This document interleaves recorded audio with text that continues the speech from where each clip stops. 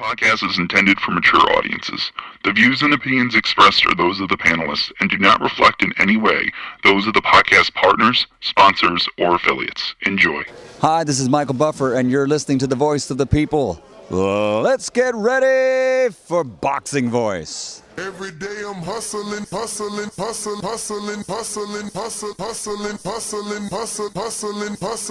You know the saying, Every day I'm hustling. stay Every hungry, day I'm hustling. stay humble. I'm BoxingVoice.com. hungry, I'm humble in defeat, and I'm gonna remain humble in victory. This is it, right? Hey, Daddy, You fight with nobody. this a dollar beat.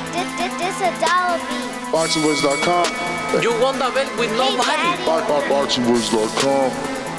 this a dollar beat. You never gonna get the fight, man. You're a horrible fighter. Payday, BoxingVoice.com. payday. You want payday. I know that.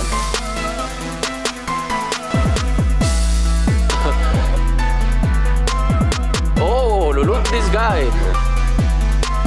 That's the plan to BoxingVoice.com. go for the belt, and I'm coming, man. I'm coming, my friend. Get the fuck out of here, man. Please get the fuck out of here, man. BoxingVoice.com. Because I'm gonna fuck you out right now, motherfucker. BoxingVoice.com. What up, what up, what up? Welcome back, ladies and gentlemen. Welcome back to such an underrated weekend of boxing.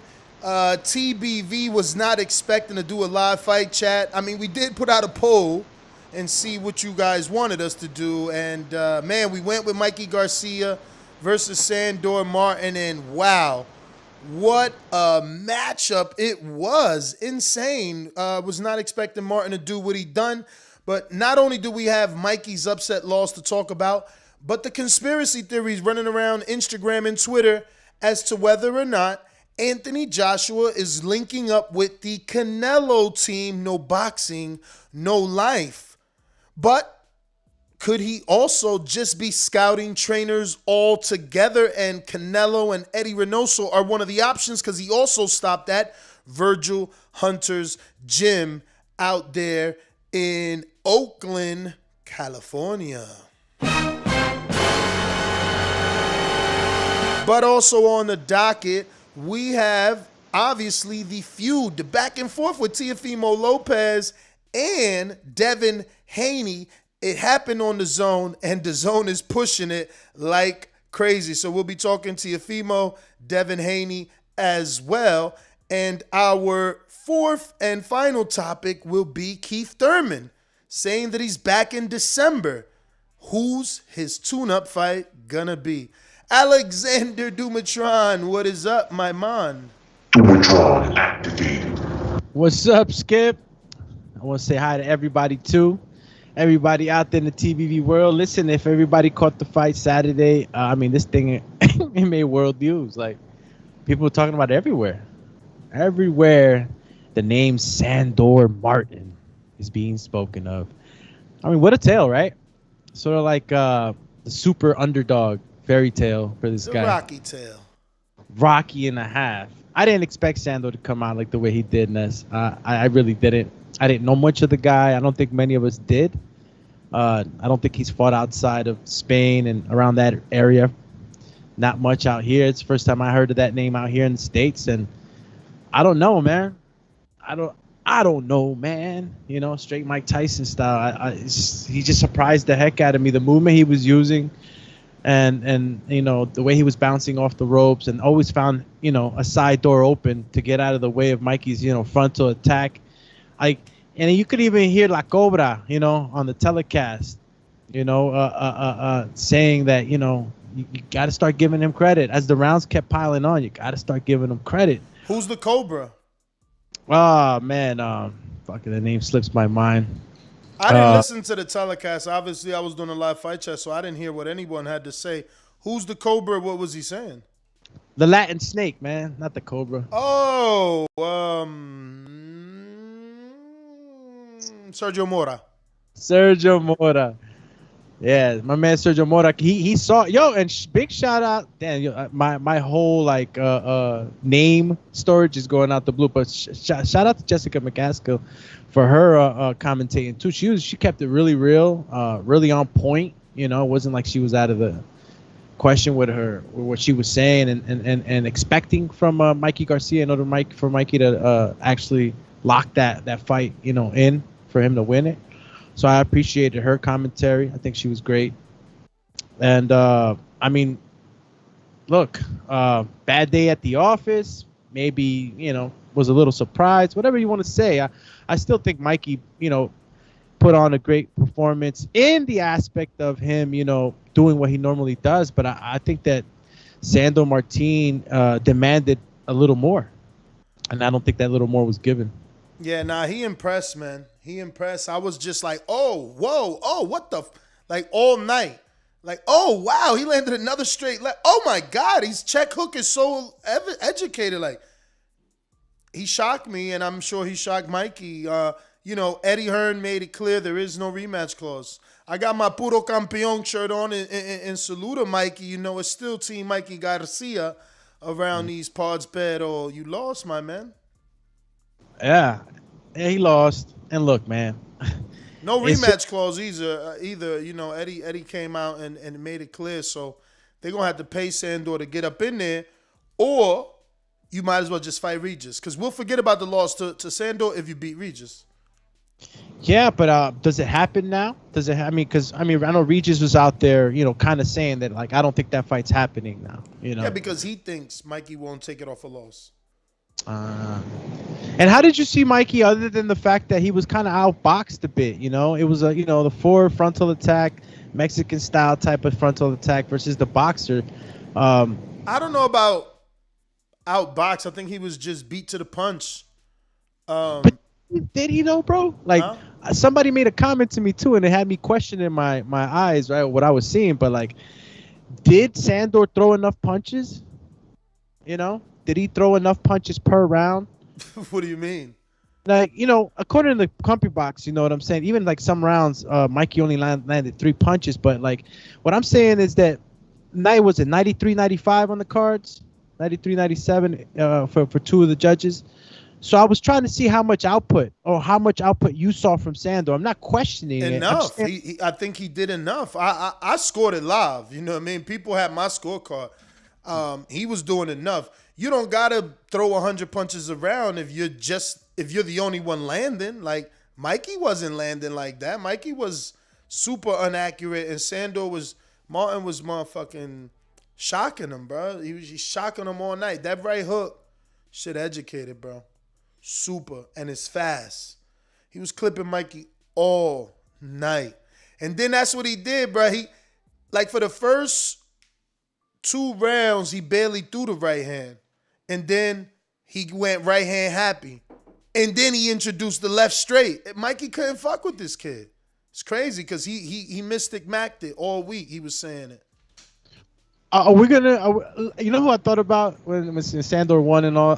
What's my man's name that Porter took the belt from? The German kid from that we were like, man, Porter needs to get him. Sebastian Formella? Formella, exactly. Is this Sandor Martin better than Sebastian Formella in your eyes? What the fuck? He beat Mikey. Okay, no, I get that. No, but I'm just saying, like, stylistically, like, all right, he beat Mikey, right? But stylistically, yeah, he's smarter. He's smarter, bro. He's pawing and he's backing up baby steps. Pawing, backing up baby steps. Pawing. Soon as you jump, bang, counters you with the right. He nasty. And when he wants to, I ain't gonna blow him up. He ain't nasty, but he outclassed Mikey. He showed Mikey some shit. He showed Mikey some shit he wasn't ready for. And it wasn't nothing special. Again, it was just he was able to counter him, bro. Every time Mikey tried to come in with that. First of all, Mikey got his guard all the way down here. He's covering his chin only. I don't know, bro. They said he was talking about cars and I don't know, some other business he had, or a CBD oil company he got. Yeah, them gummies are. And that's the thing, bro. When you making all this money, come on, Siri, chill. When you making all this money, and then you making more money, right? Yeah. Like you got rich off the Earl fight, and people like, yo, Mikey buying cars. Mikey went and got an oil company, a CBD company, bought some cars, bought some land. It's the Marvin Hagler thing for me. Until he prove it's Marvin Hagler. It's too hard. It's too hard to get out there and train when you got 2-3 Lamborghinis in the driveway, bro. He got pajama thing. Huh? Sleeping in silk pajamas. No, it ain't, for him it ain't silk pajamas. For him it's cars. You know what I'm saying? He's got 2-3 Lambos, a Phantom. You know, he's got all this stuff going on that. He doing it boss style. Yeah. That's what I kept But hearing in between. he lost the eye of the tiger though, and in this game, but check it, right? You can be a boss, but you need that eye of the tiger. I'm gonna go with the energy that the Latin Snake had last night, Sergio Mora, right? He kept saying like, let's just stop for a second and not say so much of what Mikey was doing wrong, but how much Sandor did right. Maybe just Sandor's one of these guys, bro, that like we weren't ready for it. Like maybe we definitely weren't ready, but it's just the same old argument, man. It's the same reason Loma lost, you know. Sandor started at 140. You know, these little dudes coming up, they gonna meet a dude that isn't afraid of the hype. They don't care that you moved up 4 division. They don't care that your name is Mikey or Tank, and they gonna meet you with a right hand and tell you like, look, I'm a man that started in this division. You know, Barrios wasn't that. You got to remember, Barrios started also at 126. He just kept eating out them divisions. So, you know, when you fight a dude like Tio and you're a dude like Loma that started at 126, it might be a little bit of difference in there. You might feel them punches differently. And I ain't saying he hurt Mikey, but he definitely shocked Mikey with every punch that landed. Mikey just was like, oh. You could tell from the first round when he clipped Mikey, Mikey was like, oh, and didn't try to rush him. No. He was shocked. It wasn't like, oh, you could fight. He hit him like, oh, you shit. Like, yo, you didn't get the memo? You're not supposed to hit me. Hold on. Let me show you you're not supposed to. So he tried to rush Sandor. And he did a little good. Whenever Mikey mauled, he should have did Wilder, Fury Wilder all day. Whenever he did the Fury Wilder, the mauling, you know, Fury Cunningham, he looked good, but he couldn't box with this kid. This kid's it could be not that Mikey's not a better boxer or that this kid's a better boxer. It could just simply be Mikey was out so long, his timing is off. He couldn't get this kid's timing. Plus, he's a little jittery. He's pawing with that southpaw jab. So as you trying to inch in, he's inching back. You inching in, he's inching back. Man! My man hit you with that beautiful, right? He clipping Mikey all night. Yo, that fight chat was insane. It was just like, oh, wait, what the? I was so shocked. Now, it wasn't a shock to Sandor, right? From what I've heard, he kept telling people before the fight that he was gonna do this and that I'm gonna guarantee this. And guys at him like he was crazy. He was on his Mystic Mac. That's what I'm telling you. He was on his Mystic Mac, and he really did it. That's the beauty. That's the beauty. When you could talk that shit and you could back it all the way up. That's the beauty. Because now he looks better. This ain't no fluke. See, Andy never did that. And, you know, AJ all night. He was happy to be there. My man was talking shit. He was saying, I'm about to shock. He came to the weigh-in with a shirt said, I'm shocking the world. Get out of here. I didn't know that. I didn't see that. Yeah, bro. This dude was the real deal. But that's what I'm saying. None of that shit matters, though. Like, yeah, it looked good now in retrospect because the fight's over and he did win. But, like, man, we seen hella confident dudes get their ass beat on fight night. He was confident and he made it happen. But, you know, we see, look, you know, Wilder was super confident right now. Like, confidence is only half the battle. You got to get in there and fight.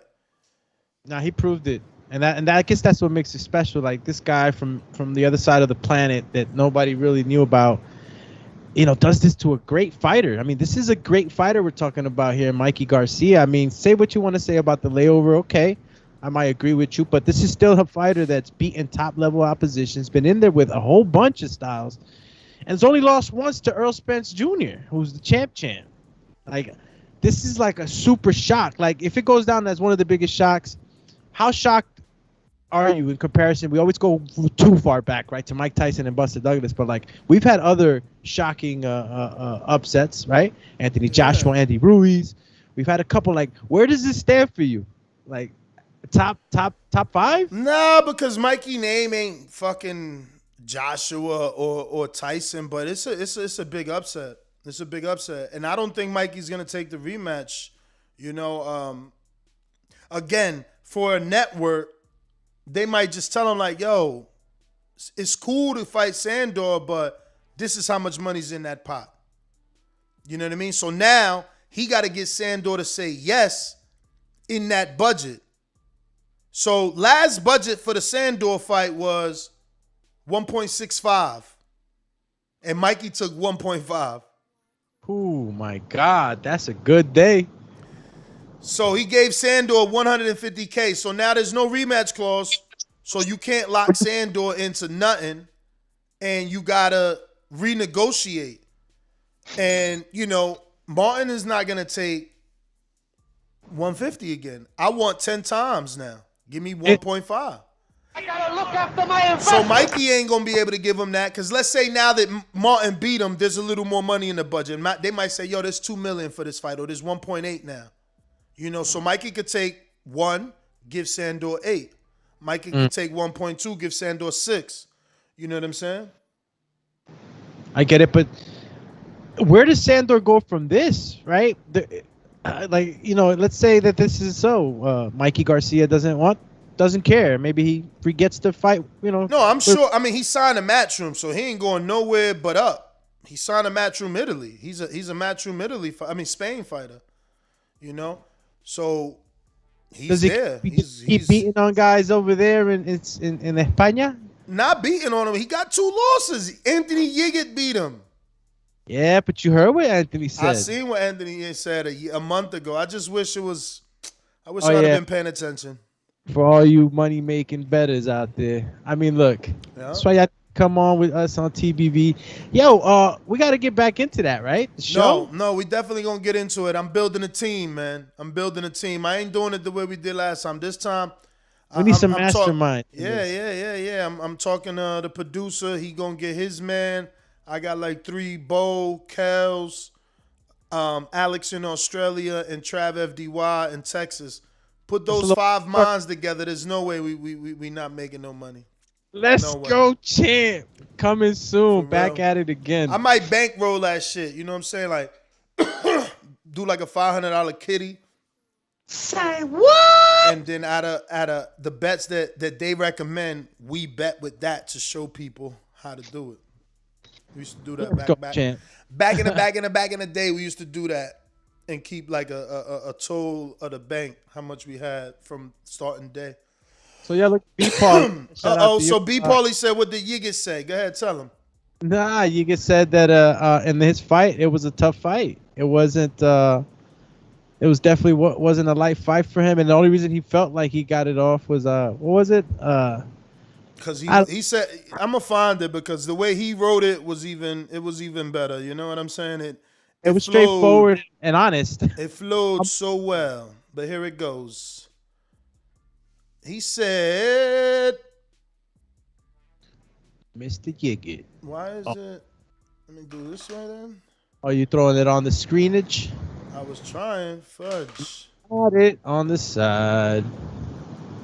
Yeah, it's kind of hard to.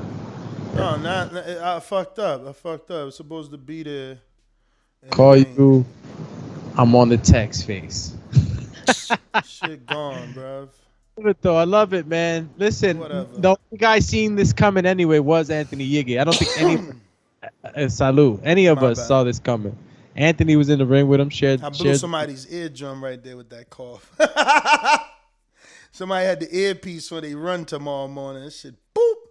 You want to romp with me? Here it goes. Let me try this one more time. Damn. You want some Rocky Road shit? Here we go, yo. Here we go, yo. So what? That scenario.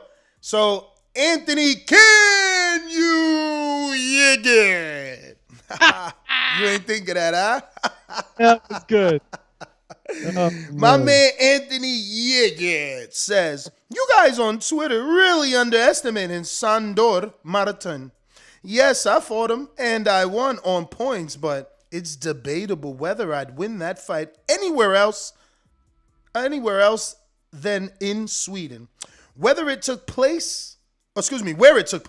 Be careful, he's hungry and he wants to make a statement. Garcia better bring his A game. And this was on September 19th, 2021. He said this. Oh, shit. Yo, bro. From his bum-ass droid. Yiggy, get your life right, man. But Mine's is real. Everything really signed and sealed. Tell me, what's your life like with that droid? Oh. Bro, he's really not the Spaniard. Who? His real name is Maximus Decimus Valerius. Who? Spaniard. You talking about Martin? Yeah, man. I'm talking about Martin, bro. He came in as the Spaniard, left as Maximus Marcus Aurelius. He will have his vengeance in this life or the next. Shit, look at B. Paulie celebrating 11 months of membership. He said, join TBV and get cool emojis. Next emoji, Doomatron emoji. Stupendous. Shout out to B. Paulie, a veteran I love that they do that, yo. Me too. Yo, you got to send those pictures back to Jemmy and tell him to erase the line, bro. Every picture you got has a trace line around it. Like, call me cookie cutout. yeah, bro. You got to erase that on Photoshop. Your man's Theo. Nah, but what you're really seeing is the aura. That's the aura. No, it's the glow. It's the glow. Remember? Champ. You got the glow. Speaking of the glow, like, damn, that was not the only action happening. Well, this Same weekend? Yeah, this weekend. I mean, Navarrete Joet Gonzalez was decent. I really feel bad for Joet. You know what I'm saying? It was Southpaw Orthodox. The headbutt didn't cause the cut, but I feel like it softened it up and made it worse throughout the fight. And I feel like if he didn't have that cut, I just feel like I don't know that he would have won because, damn, Navarrete he's a problem. It's too many punches, too many angles. You know, you need a lot of power to stop him from punching. Yeah. But Joet had the right game plan, and he made it such a fun-ass fight. Such a fun-ass fight. Oh, shout out to Nico. He said we got the best emojis in all of YouTube. Damn, we going to have to bring out some new ones now. Yo, we need new ideas then. What's the new idea? Because we can't let nobody catch up then. Oh, no. But yeah, man, Joet, yo, what a game plan, bruh. It was just a straight dog mentality. Yo, fuck that. Yo, my man Navarrete is, yo, you hitting me low. I'm not even acknowledging that you telling me I'm hitting you low. Take this other punch to your mouth. You know, the ref trying to stop me. Fuck the ref too. Take this other punch to your hip. Oh, you think you bad? Take this low shot. Yo, any other day I say that's dirty tactics, but I swear to God, I was feeling his dirty tactics. Yo, I really enjoyed Joet making it rough and tough. I just hate that he got the cut. Because Navarrete was in there at times, man. I hate to refer to my fight as if I was a real fighter. I'm sorry, y'all, but like when you in the ring, you in the ring. It reminded me of fight. It reminded me of my 2017 fight where I'm looking at the ref like, bro, this nigga's doing everything wrong here. Why is you letting this happen? Now, like, they're looking at the ref like, he looking at Joet like, bro, you keep hitting me low. Joet like, bro, we not friends. We not friends right now. That was a good fight. I just hate, again, that eye, bro. And he got cut under it, but it swelled so much. It didn't even bother him.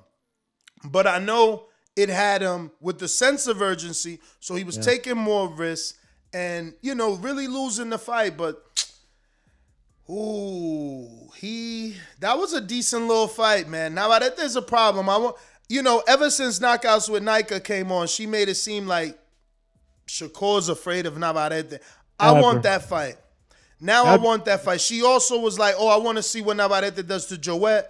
I want to see her. What are you saying now? Like, who did better? Because Navarrete had a tough time. Even though he won majority of the rounds, maybe you gave Joet 3 or 4 or maybe less. But Navarrete had a tough time. It wasn't easy. He had to work. He was in there. You could physically see his mouth. He was breathing like never before. I bet you he's going to train now and stop eating as dirty as he was eating. He didn't know. These dudes his size about to really not care about him.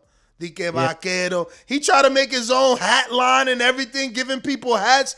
Joette like, yo, I'm about to give you this right hand. You think you shining? I'm taking your spot. It was a good fight. I really enjoyed it. Again, I hate Joette got cut because maybe he would have gave us an even better fight.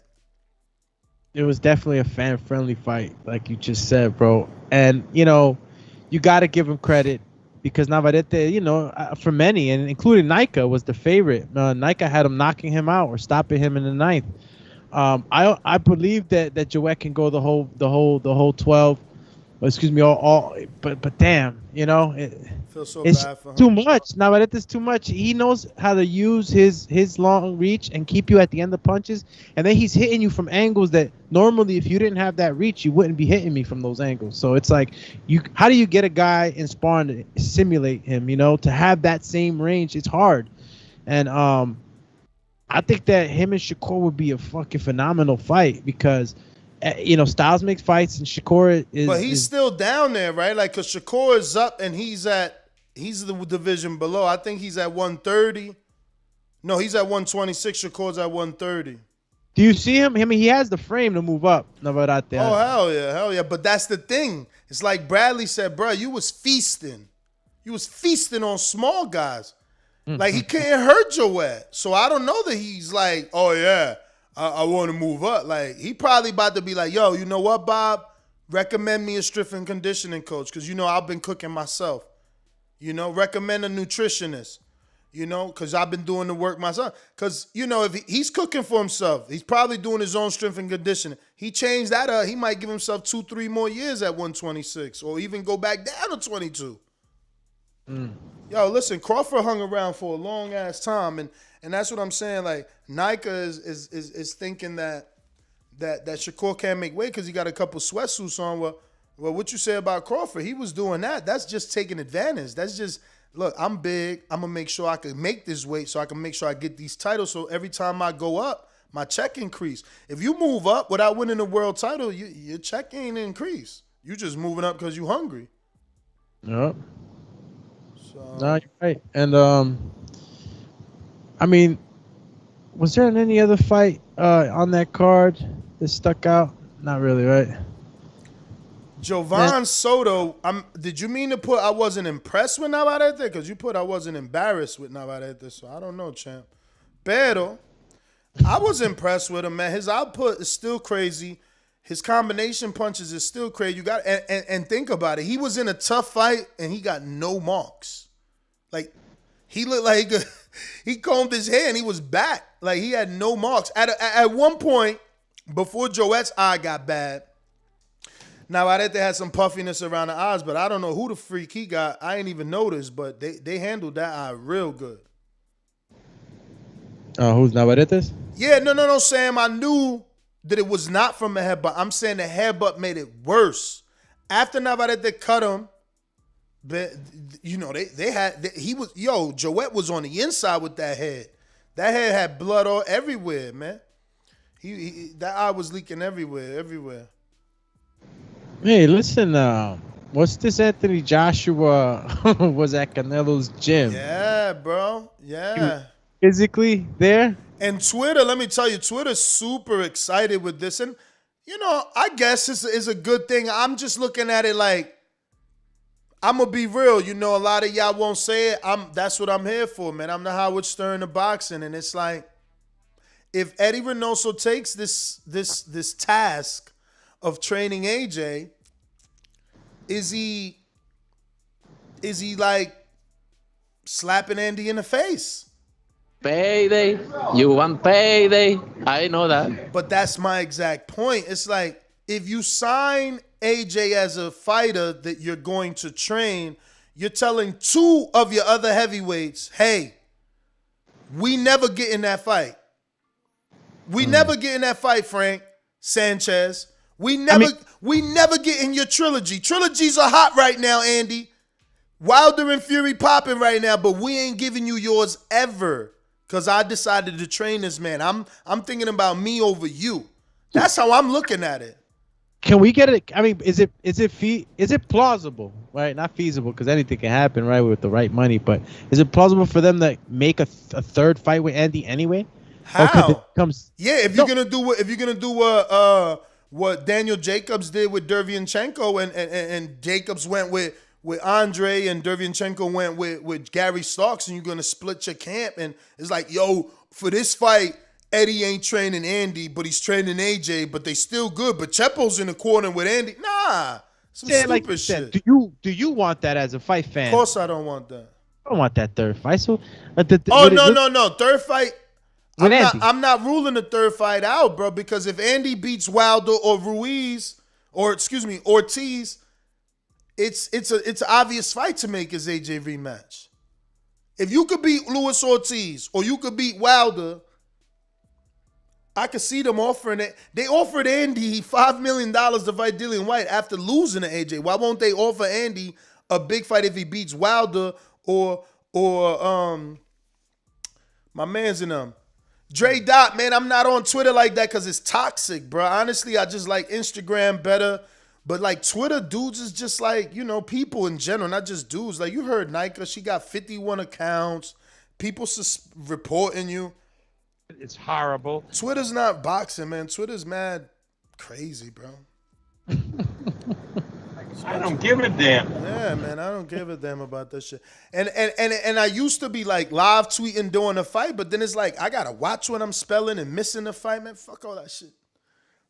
Shit is kind of crazy. Nah, I mean, look, some go to Twitter, some go to Insta, some go to Facebook, and some go to all. But what are you gonna do? Twitter fingers. I don't know what Anthony Joshua at Canelo's camp. What you think about Eddie Reynoso and Joshua linking up? The possibility of it. I think that. I don't think. I mean, obviously, if I was Eddie, I would talk to Andy. Depending upon the stipulations or whatever that AJ might be looking for. If it's truly like a training, I mean, that would be great. Because, it doesn't necessarily mean that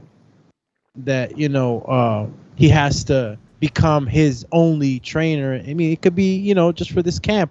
I know that we gave Tyson Fury a pass when he did this, when he left Ben and came out here to the Kronk, and he needed this type of style in order to face Deontay Wilder. Whatever he did what he had to do in order to beat the person in front of him. So I'm not going to say that Eddie should not, because, if he's talking to his fighter and, se entienden, like we say, si nos entendemos, if we understand each other. You're my heavyweight, but this guy's asking for some help, and obviously with help comes pay and other things that could be worked out, besides that, good relationships too. Obviously, Anthony Joshua, stands at a place where I guess that he's part of the top heavyweight echelon, and another fight with him would be dope. I think that it would be a good idea because what Eddie Reynoso teaches, and how Canelo delivers it, I think with the right amount of time. Man, what is my Jimbe talking about? Andy ain't leave Eddie. What he talking about? Oh shit, Jimbe. That's bullcrap. I think I leave Jimbe off. That's bullcrap. There's nowhere. Andy ain't going nowhere, bro. Andy went over there and learned what training is. He ain't going nowhere. He didn't even know he wasn't training right. And that's what AJ is going to find out. And a lot of fighters need that. They need to go in there with an elite level camp. That's why when people go to, look, how you going to say Andy left his last post is with the trainer of Canelo, the strength and conditioning coach, Mario Moya, whatever his name is. So Moya, Munio? I don't know. Hey, listen, do you remember exactly where you left off Super Chats this last episode? Negativo a la base. Negativo a la base. So Calabaza face. Let me see where we started at. So before you go to that, though, I wanted to sneak this in. Like, he also stopped at Virgil Hunter's, but he took pictures with Buatsi. So I'm not really optimistic about that. I don't like that option. There's Yoka over there, which is better because don't nobody care about a Joshua Yoka fight. You know what I mean? You ain't cutting nobody throat if you go to Yoka. gym. But if you go to Andy gym, you cutting throats, man. You cutting some throats, man. Well, let me see if I can. I don't think it's London Run Boxing, right? What are we talking here, man? What was the one you remember? I thought we were at Big Matthews, where it says VIP, bro. Any sport, any pay-per-view, no sign, no BS. What? Man, Fred. You want a whole nother show. Chill, Chizzy. We got Andre Dakota that says, super late to the show tonight. We need the betting show back on Patreon after last night's upset. Aram laughing at the zone clips of Haney and Tio arguing. Shut the fuck up, you little prick. You think Aram is mad? You think Aram is not mad, but laughing like, that fight ain't. What is he laughing at? What does Andre mean? Me and my imagination, I'm assuming he's saying he's laughing at the fact that, you're building up a fight that ain't going to happen. D-Check Morgan says also he was at Virgil Hunter gym. Yep. Yeah. Yes, he was. He's out there scouting. He's scouting. Call him scouting. There was a lot of, questions after that fight, obviously. McCracken's taking this guy through titles and, Olympic medal, if I'm not mistaken. He's taking him through a lot. So, how do you feel about that, Ness? Being with a guy so long and, something doesn't go right and now he's looking to another trainer. Sometimes trainers don't take that too receptively sometimes, depending on the relationship. Others are more receptive. Maybe we'll bring another guy on. What do you think the feelings are like from that side as a coach? From who? From Virgil? McCracken. Bruh, fuck your feelings. We got to get these belts back and get back in position. We got to be back number one. We got to get on top of the world again. We could worry about his feelings later. And he could be there. I'm sure AJ rich enough, he's not going to cut McCracken out. He started him. So he'll just be he'll be there like J. Diaz is now, but he ain't really getting to say nothing. He just in the back giving out water and shit. Checking the raps. So what do you think from Reynoso's side? Like, what are we looking at, right? We always look to Canelo to be the example of what comes out of the Reynoso camp, right? He is the picture perfect, I guess, image that you're trying to get into your head when you say, "Oh, I'm gonna go train with Reynoso. I'm coming out like Canelo." Can he come out like Canelo? Like, but what is it that he's gonna come out like Canelo? But look, he's gonna look better than he ever looked. That's for sure. Reynoso is notorious for helping you move your head. Like all his drills, you see, he got the pool noodle. He ain't just letting you punch the bag without moving your head. Like he's always got the pool noodle. Always, he's always making you move your head. So. That's going to be good for AJ, but I don't want AJ there. Stop cock blocking Andy. You understand? I don't care if nobody in boxing wants the Andy AJ 3. I don't want it. But who are we? Andy still hasn't written his story. Like I said, if he beats Wilder or beats Ortiz, who's really going to say no if they offer him the fight? So... I don't want him to cock block Andy. Get out of here. Go to Derrick James. Derrick James need to shine. Derrick James, yeah. Go out to Texas, lose some of that muscle mass in the sun. Train with Earl. Learn how to be a big man. Learn how to be dominant. Learn how to be aggressive and mean. Go out there with Derrick James. You know what I'm saying? Derrick has 2 southpaws now. With Earl and Marcus, but he could have 2 orthodox fighters with Anthony Joshua and Jermell Charlo. We all seen what he did for Jermell, made him a puncher. My man stopping dudes, hurting dudes. Let's go that way. I know my Jinbei, he keeps saying Salas, but Salas too small. You know what I'm saying? Even with the show, even with the high heels he wears. AJ is 6'6". You like those tacones, huh? He be like 6 feet after he puts them. AJ 6'6". You can wear them shits 2 times and won't reach AJ. Yes. Did you forget? Salas trained Joe Joyce. Joe Joyce a midget next to AJ. Bullshit. Joe Joyce ain't even on AJ level, man. I'm gonna put you to sleep.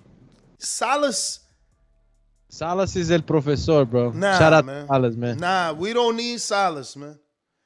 Well, AJ I- already. what style do AJ's we need? already 'Cause, too you technical. put him in AJ, Frank gym. AJ's already too technical. We need Derek James. AJ's too technical already. He already tight and robotic.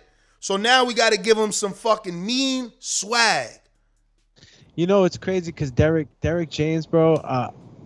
Like that. I don't understand why people not. Well, maybe Derek's busy, right? But I would imagine He's busy like, with Marcus Brown. They got that fight. I was going to do a show on that shit the other day. I'm like, man, my audience don't care. Which is sad because y'all should care. I was going to do Saturday. I was going to do Marcus Brown. You know he's fighting Better Beef. That fight is official, and that's why Derek is training him now. Marcus must have went over there, left his longtime trainer of Gary Starks in Staten Island. Derek is training him now, and it's a good fit. Marcus Brown, you know, he needs something because this is a big fight. This, you know, you don't rarely get an opportunity as a mandatory to fight for 2 belts. Shout out to Cambosos, who's in that situation fighting for 3 belts. You know what I mean? But like, this is not all the time. Even though Usyk just did it, it's happening more and more because these boys is racking up belts. But it don't happen all the time. So it was good of Marcus to realize, yo, let me go ahead and, you know what I mean, change trainers and get right because this is my second title shot right now. I can't play. It's like old boy from yesterday. I mean Friday. I feel bad. Joette, this is your second title shot. Like, you know, is you gonna get another one? Is you really gonna get another one? You know what I mean? I'm not seeing too many in between fights, or maybe I haven't been following Joette as much. But like, what was his fight before he actually got to Navarrete? Was it Shakur Navarrete, or he fought a couple of times? Right? I don't know about a couple. I think he had one fight after the Shakur fight, maybe. Because he's taking on like top guys. I mean, Navarrete ain't no joke. Shakur definitely ain't no joke, and he was willing to take that straight off the gate. So there's always got to be some credit I got to give. He beat Mariaga. He beat Mariaga right after Shakur, which is a decent fight. He was in with good names, and only people that could fight beat him. Okay, 2 losses.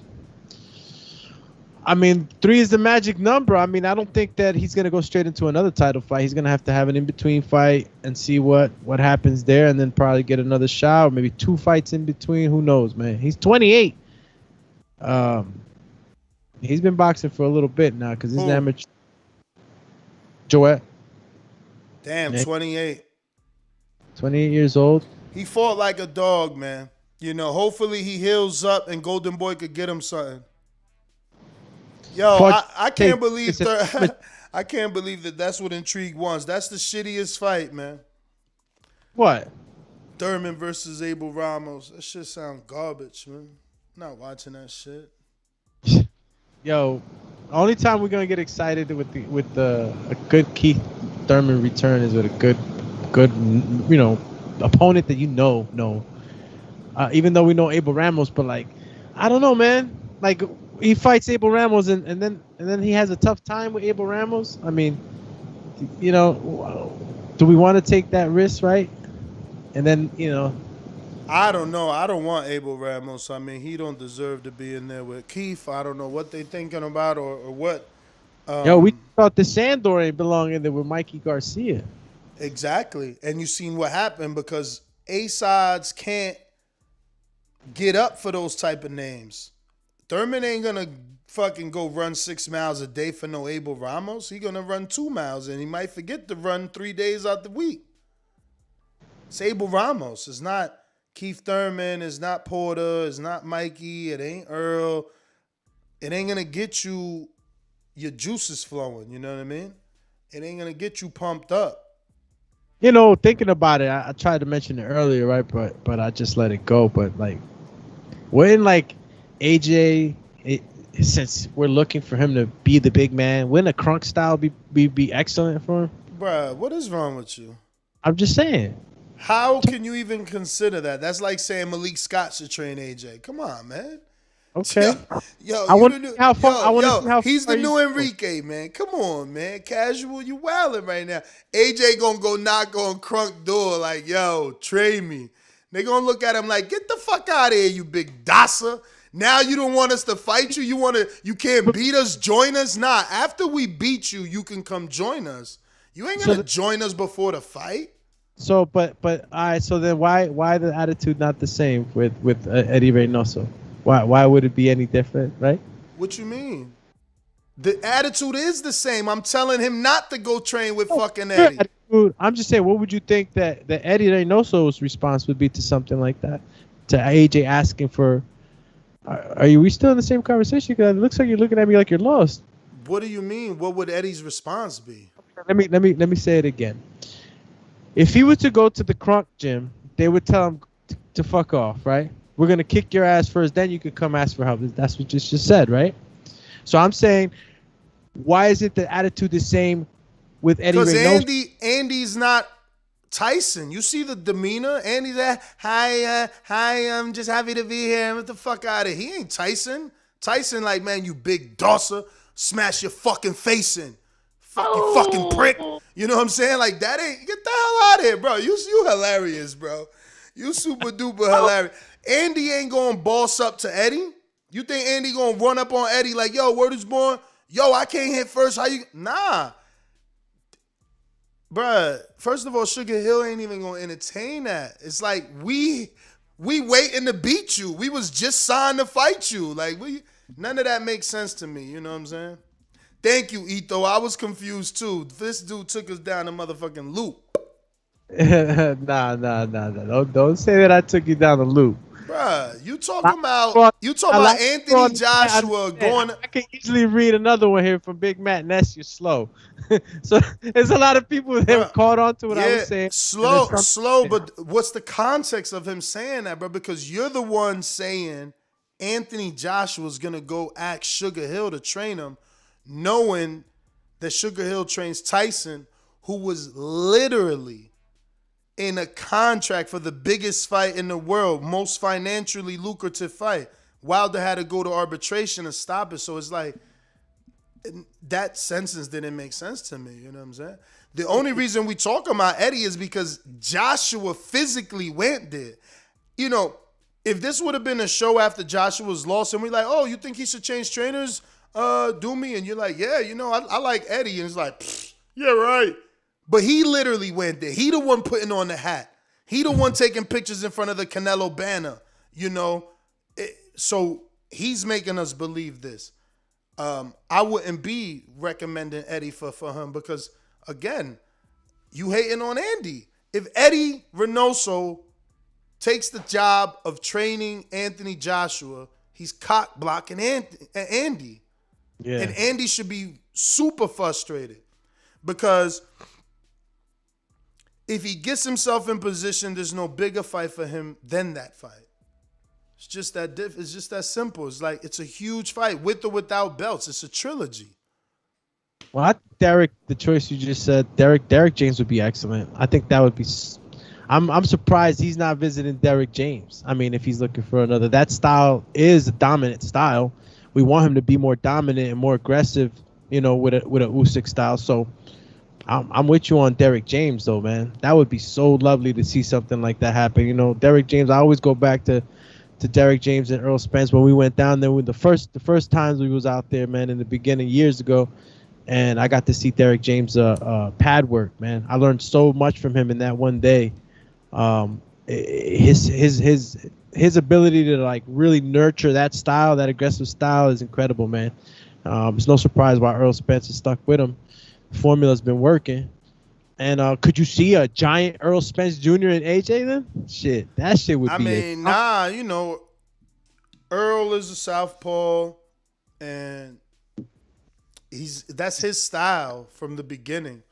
They're just gonna tweak AJ, man, and that's what he needs. He needs to train out here and be pushed so his tank is there. That's really all he needs is a tank, man. My man couldn't get, like, Usyk didn't drop him, didn't stop him, you know? He just need a tank to let his hands go a little more. Because a little bit of times he hit Usyk, he cut him up. So, you know, he put real hands on Usyk, he might take him out of there. Oh shit, true man. Pacquiao's son is training at Canelo's. I seen that. I seen that as well. I seen that, and that's that's that fucking that privilege, of being a junior in the sport, because Eubank Jr. got that. He's training with Roy Jones. A lot of these juniors, because of the bloodline, the pedigree, they get like Ricky Hatton. What's his name? Matthew? No. What is it? What, the trainer? Campbell Hatton. You get put on because of your last name. So Pacquiao Jr., now he's linked. If he's really gonna fucking imagine, if he's really gonna be with Eddie, is a wrap. He kind of looks like. Well, of course he's gonna look like his father, but the same way. Even the way he No, I mean he's gonna have his father's mannerisms. That's the beauty of raising your son. They take up after you. You know what I mean? So Pacquiao is lucky. Hopefully, the specialness gets passed down.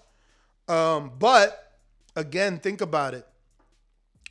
Floyd was with his uncle, who obviously was a great trainer, and his father at very young. But Floyd wasn't training with Emmanuel Stewart at 16. Like, this kid is privileged and spoiled in a good way.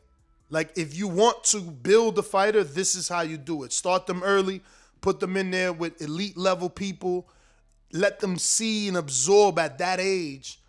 It's only going to make them be an absolute monster. Plus, again, it's Pacquiao with the last name, Eddie with his fame. I mean, the matchmaking is going to be super duper careful in the beginning stages. I wonder when he turns pro. That's going to be interesting. When he turns pro, and who moves him? Who is Pacquiao going to trust to guide him? Like, yeah, he'll still be Manny Pacquiao promotions, but who's going to guide him? Is it going to be an Al? Is it going to be a Bob? Is it going to be an Eddie Hearn? Who's going to guide him? Whose network is he going to fight on? That's going to tell a different story. Bobby Digital. Real quick, just going to go into a super chat. Mayimbe says, how about Ronnie or John David Jackson for AJ?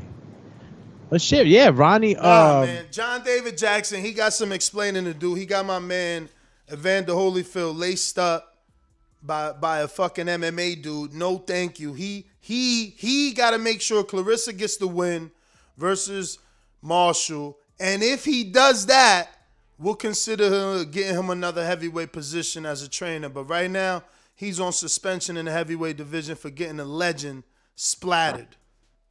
Say what?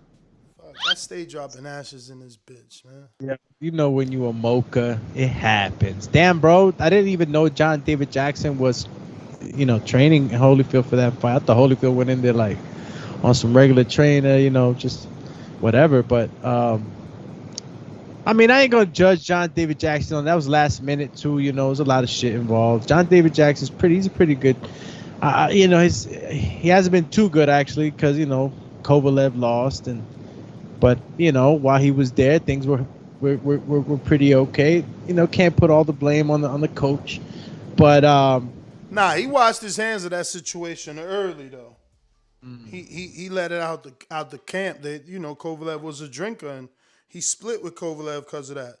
So you can't really blame him for Kovalev losses like that. Ronnie, I think Ronnie's a good choice. Wasn't Ronnie training FA at Jogbit too? And yeah. And Ronnie's the one told us, soon as FA left, I thought it was salt and bitter. He was like, man, you'll see.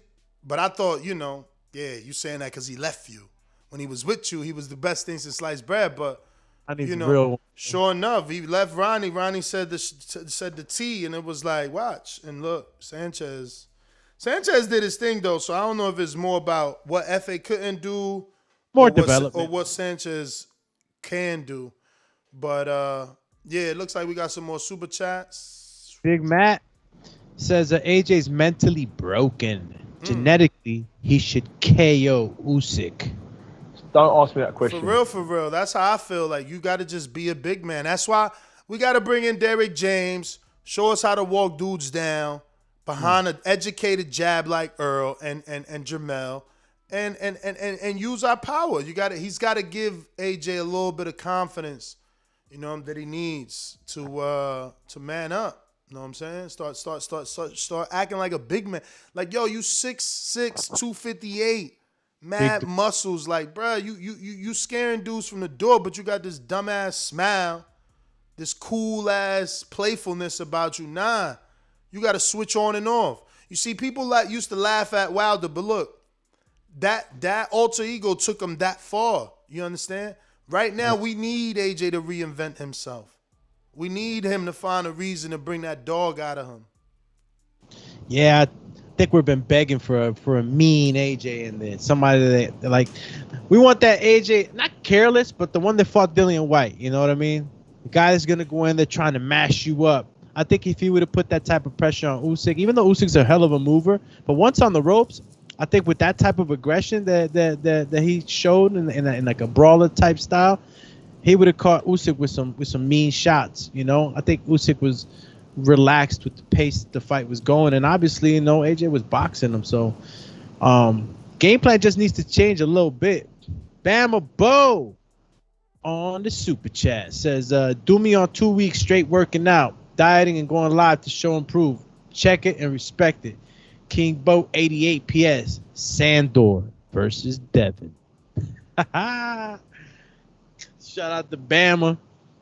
Duma trying to lose these weight, man. Knees is starting to get sore. You know what I'm saying? Sandor could get it if he come down to 35. We ain't doing no catch weights with that dude.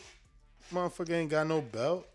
That's what I was about to say. Like, Sandor right now, what does Sandor really have right now as far as positioning? The Mikey win. That's it, right? It's not like, how far did he go up in the rankings? Not far. Technically, he gonna get ranked off of it, but technically Mikey was inactive, so it ain't like you stealing Mikey's ranking. Mikey was out of the rankings. Shit. So Devin, he wouldn't even entertain that fight. I ain't saying he won't entertain it. They gonna pay him, and he need not that he need the money, but that he works for his money via boxing. So he got to see him up close. I don't think, like Floyd said, there ain't no bells and whistles with Sandor Martin, man. It's just Mikey, he didn't do what he had to do. He seen what he had success doing, and he didn't keep doing it. And, he also ain't on point like Devin. Devin is training, he's active, he's fighting. Mikey was inactive. He was out of the ring. He was out here, trying to get a Pacquiao fight, trying to get all these weird super fights, He fell into this I'm a A-side shit because he got paid all this money. Dazn. Listen, bro, you make $8 million guaranteed with Earl, plus pay-per-view upside. They sold like 325,000 pay-per-views. Then Eddie Hearn puts his teeth into you, gives you 7 to come fight Mikey. Now he gives you 1.5 to fight Sandor. Like, come on, bro. This dude is chilling right now. He got all the carne asada he want. All the motherfucking carne asada. Bro, he got all the cars he want. He got a CBD company. Like, my man ain't, bro. This is gonna show you where Mikey's at. These next couple of days, if it kicks him, or if he starts looking at the money he made, like, man, fuck that shit, bro. I'm about to go buy another car. But if it kicks him, if it hurts him, like, bro, I just lost to a nobody. And you see him like, nah, I'm coming back. It'd be different.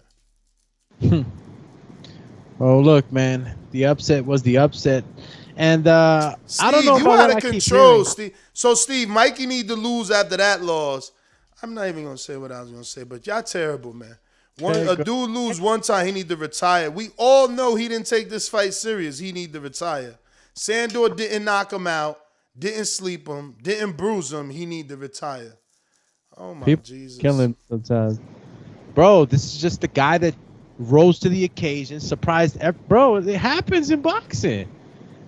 Like, if you would have said, damn, he caught an ass whooping, like, oh, man, feel so bad for Mikey. That would have been different, but this shit. Bo hates Bill Haney, bro. That's why his next super chat is what it is, bro. Oh, hating shit. on Bill. Call me. Let me read that. First, Dre Dot Says odds on Bob letting this Devin and Teo fight happen over having an in-house rematch between Teo and Loma. Is Bob cool with losing all the belts possibly? Hell no, man. Hell no. They gonna offer Teo like $5 million to fight Loma. They're not gonna entertain a one-off non-rematch fight with Devin Haney. Get out of here. Wow. Dinero. My man Bama Bo hits you with the right uppercut to the body. Says Tank moved up, so Devin should too. The little dude's doing big things. Tank moved up because he had a fake belt, man. So let's Devin move got up the to real Shine. one. Ooh. Devin got the real one, Chizzy. Stop it. And why should Devin move up? Because Tank did? That's Tank's lane. Devin's lane could be B-Hop's lane, which was defending his fucking belt. Does he shine though? If he moves up, as to like waiting on this one. Hashtag make your own lane. Hashtag Teo ducking. Hashtag gotta fight somebody. If you move up to 140, that's career ending. Josh Teller got all the belts, so you still got to deal with Bob. So why are you really moving up? I get it. Call me, I get it. Set it and forget it. That was that was why don't we get into that? I mean, I think we briefly talked about it, but let's to Devin Haney and Teofimo and the altercation. I mean, I know everybody got to see the video. I think that took over. I think I seen more posts on Teo and Haney's. Definitely stole the shine of the weekend. Stole it. I mean, my whole feed, bro, from different accounts, like even accounts that weren't boxing were like, yo, look at this. Like, it was just, I don't know if that was planned or not, though.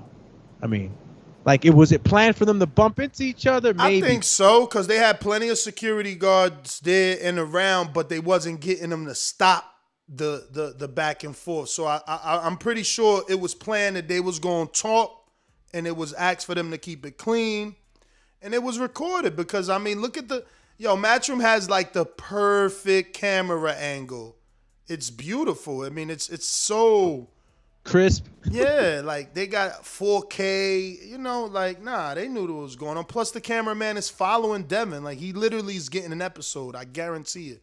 He was following Devin. Like it caught him saying some shit he shouldn't have been saying. Someone talked about him.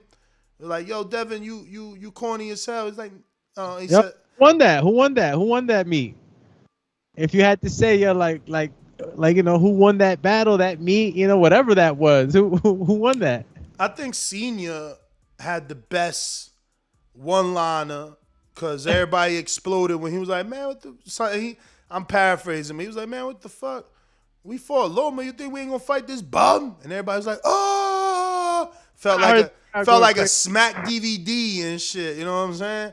Felt like they was battle rapping in the hallways in a Brooklyn in Flatbush somewhere. But like, other than that, it was entertaining. Like it was. They was talking shit. Like, Devin was holding his own and he wasn't holding back. Like he was like, yo, you a pussy. You a pussy. Kept calling. He was like, ain't nothing about me pussy. It's not in my blood. And like, I don't know, man. It was dope. I think that I want to see the fight more than ever now. I understand Devin though. You and I, we know each other from the amateurs. You and I, we know each other from the gym. We've sparred. You and I are now adults. We live in our dreams. We're both champs. But you trying to diminish me. You trying to belittle me. And you've had multiple opportunities to fight me. Whether you made good business decisions or not. You know that you made business decisions. But you're not choosing to be a man about it, and instead, you want to laugh at me. You want to say I got an email belt, but you got out of the tournament with the WBC. You understand? So for Devin, when he says pussy, he means it. Because Teo can't prove nothing to him by fighting Loma. Because you had 2 opportunities to fight me, motherfucker. You went somewhere else.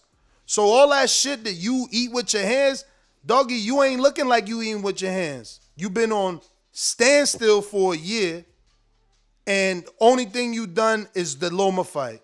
And people wanted him to give a rematch, and he didn't. And I respect that. I'm not going back on my words. They didn't want to give Tio a rematch.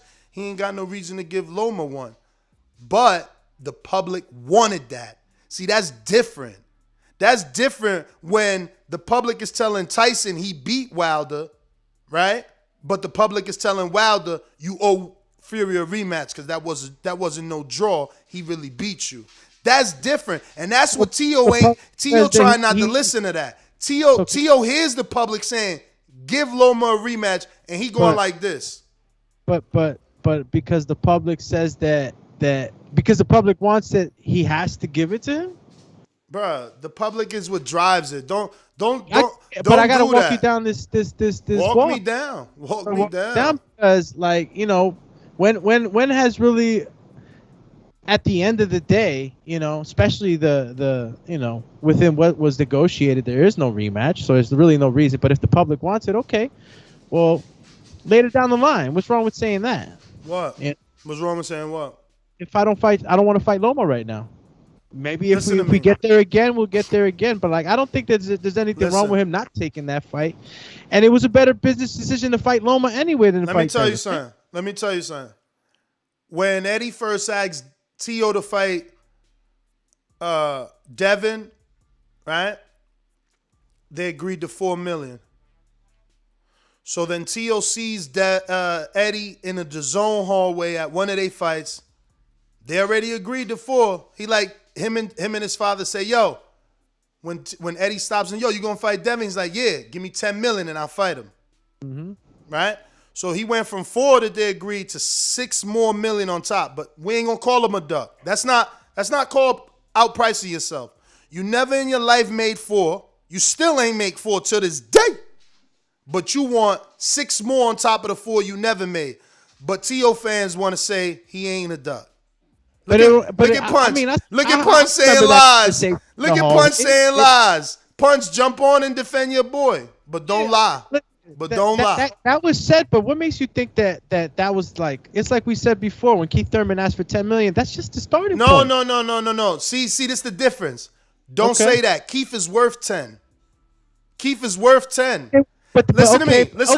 On fine. paper, listen to me. Just hear me out. Just hear me out. Keith's last fight was $8 million guaranteed. Tio's last fight was 1.3. There's no argument here. No, but see that you're not. I'm not trying to argue with who's worth what, and you're right in that aspect. What I'm saying is that it's just the starting point. I mean, when have you asked for $10 million? That's what you're gonna get from the rip, like. But that's what I'm saying. That's what I'm saying. Do me. That's called duck behavior. You and I, listen to me. You and I agreed to $4 million. Okay? You and I agreed to $4 million. Now, as Bill Haney, I gotta go walk that offer. This is my comb, but this represents the offer. Tio said yes to $4 million. I'm trying to get to Eddie. You run up to Eddie before me. I want $10 million. My man, what happened to all the work we just put in talking about $4 million you was about to accept? But Punch Drunk Boxing wants us to overlook that. Lies, he says. Lies. Oh, Tio didn't say that. It's not all over DAZN's YouTube. He didn't say $10 million. Oh! Let's just stop. When Devin calls him a pussy, I think he means it. That's just me. That's just me interpreting it. It doesn't mean that Tio's a pussy. I'm pretty sure. To Devin, Devin is the only dude that says, I beat Tio in sparring, Ryan in sparring, Tank in sparring, and none of them three dudes, somehow I've been doing this 12 years. Every team records, but somehow none of them three dudes have put out sparring yet. Now, here's another story. When Ken Porter tried to tell the media that Sean Porter beat up Keith in sparring, Keith told me, Ness, come to Florida, here's the tape. Yeah, I remember. All right. So, you know what I'm saying? It's just that simple. You guys choose to believe what you want, but we all know the truth. The man saying I beat you in sparring is the man that got the tape. He's the man that got the tape. Think about it again. Yeah. Tank tried to get mad at Devin. What did Bill and Devin say? We could put out the tape. We could put out the tape. We could bet $1 million. We could put out the tape. Everybody got tape. You just was training somebody. You got tape. Don't give me the BS, man. Yo, but okay. We could say that definitely counts for something. You know, you're able to get over on your guy in sparring, but it's sparring. Like, yo, Punch says where the $4 million came from. The $4 million came from Bill Haney. Bill Haney, Team Haney, and Team Tio agreed to $4 million to fight. You know that. You know that. And that's why when Eddie sees him in the hallway, like, yo, we got $4 million, give me 10. Oh, bro, you just agreed to 4. But it's okay. Listen, if Tio's the best, we gonna find out. But that don't mean that we ain't gonna get there without truly understanding his character. I mean, look it. So you don't want to give Loma a rematch because they didn't respect you, and I respect that. So use your position. Why not once did he say give me $5 million? He want $10 million to fight Devin Haney. So why you ain't say give me $10 million and I'll fight Loma? No, they said they never fighting them. They never fighting them. Yo, there was a lot of disrespect. A lot of disrespect. So they just called Devin a bum to his face. They say he's an email fighter. They've been calling each other pussies and bitches. What we talking about? It's time to fight. It's time to fight. Listen, Theo said that he'd take the fight. You heard him. Punch said that the 4 came from my show, and what did Bill supposed to do is on my channel. Brother say the whole story. Yeah, Bill was supposed to say to Eddie that they got them to agree and get the contract drafted. He tells Eddie they agreed. Eddie sees Tio. He's like, yo, so we're going to get you the $4 million? Nah, give me 10. So what you mean? It sounds to me like Bill definitely called Eddie and said, we got him. He agreed to 4. When Eddie sees him in the hallway, he wants 10. What is the whole story? Jump on. Jump on. You got the link. Jump on, dog. But don't come here arguing, yelling. Give us the truth. Give us the truth because we see the truth. We see the truth. You be the dude with no rematch clause, but you have yet to leverage that rematch for $10 million that you allegedly want. You asking Devin for 10? You asking Devin for 10? Won't you leverage the rematch everybody want? The one that could be on pay-per-view, the one that's in-house. Leverage it. Leverage it. You don't want to leverage it. Nah, we ain't never fighting them. They didn't believe it. We ain't never fighting them. They always yelling, bruh. Yo, because we got to be heard, bro. We got to be heard. Gotta be heard. You ain't heard because you Janet Jackson, man. What have you done for me lately? Today is a Sunday, and it make a year from the date that Tio fought Loma. It's over, man. That shit is old news. What have you done for me lately? Don't nobody care. Ooh, Tio. About to fight Cambosos for a year. We've been waiting on the Cambosos fight. Get out of here, man. Saying, you know, there was a lot of moving parts, but everything that was going on in that man's life, man. Tio was all it sound like is every time Tio make a business move, we got to give him a pass. Hello, darkness, my old friend. Tio want to fight Loma and don't want to fight Haney. Cool, we give him a pass. Tio want to fight Loma, he ain't happy with the money. Cool, we give him a pass. Meanwhile, guess what? They want Haney to sign to Top Rank just to fight Tio, right? But Tio didn't even want to take short money. Oscar versus Floyd. Floyd took short money, okay? But cool. Cool, you don't want to do that. You know what I'm saying? You rather fight Cambosos.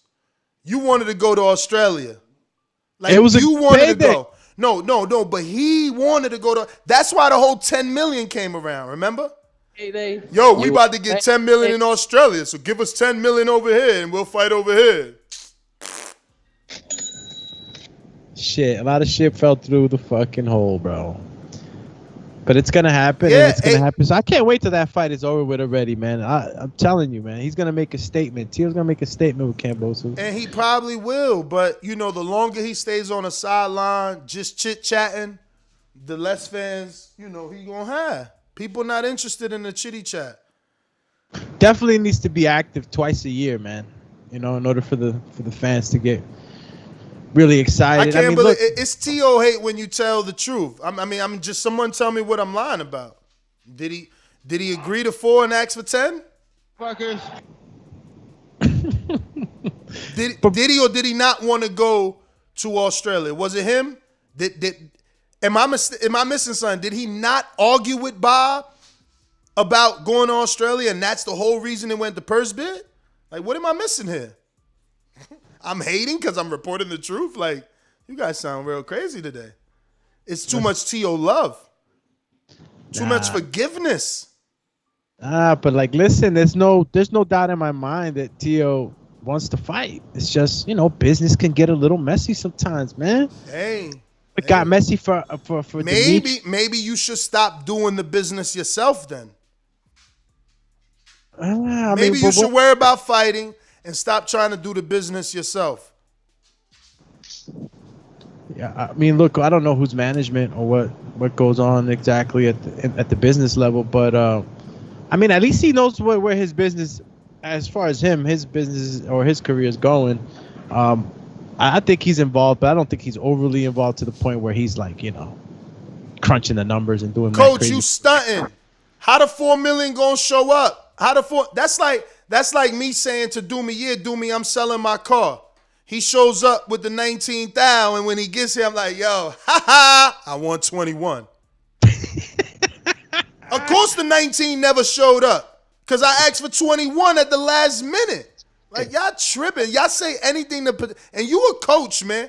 I ain't even going to say your name so they don't know that you out here capping as a coach, man. That's crazy.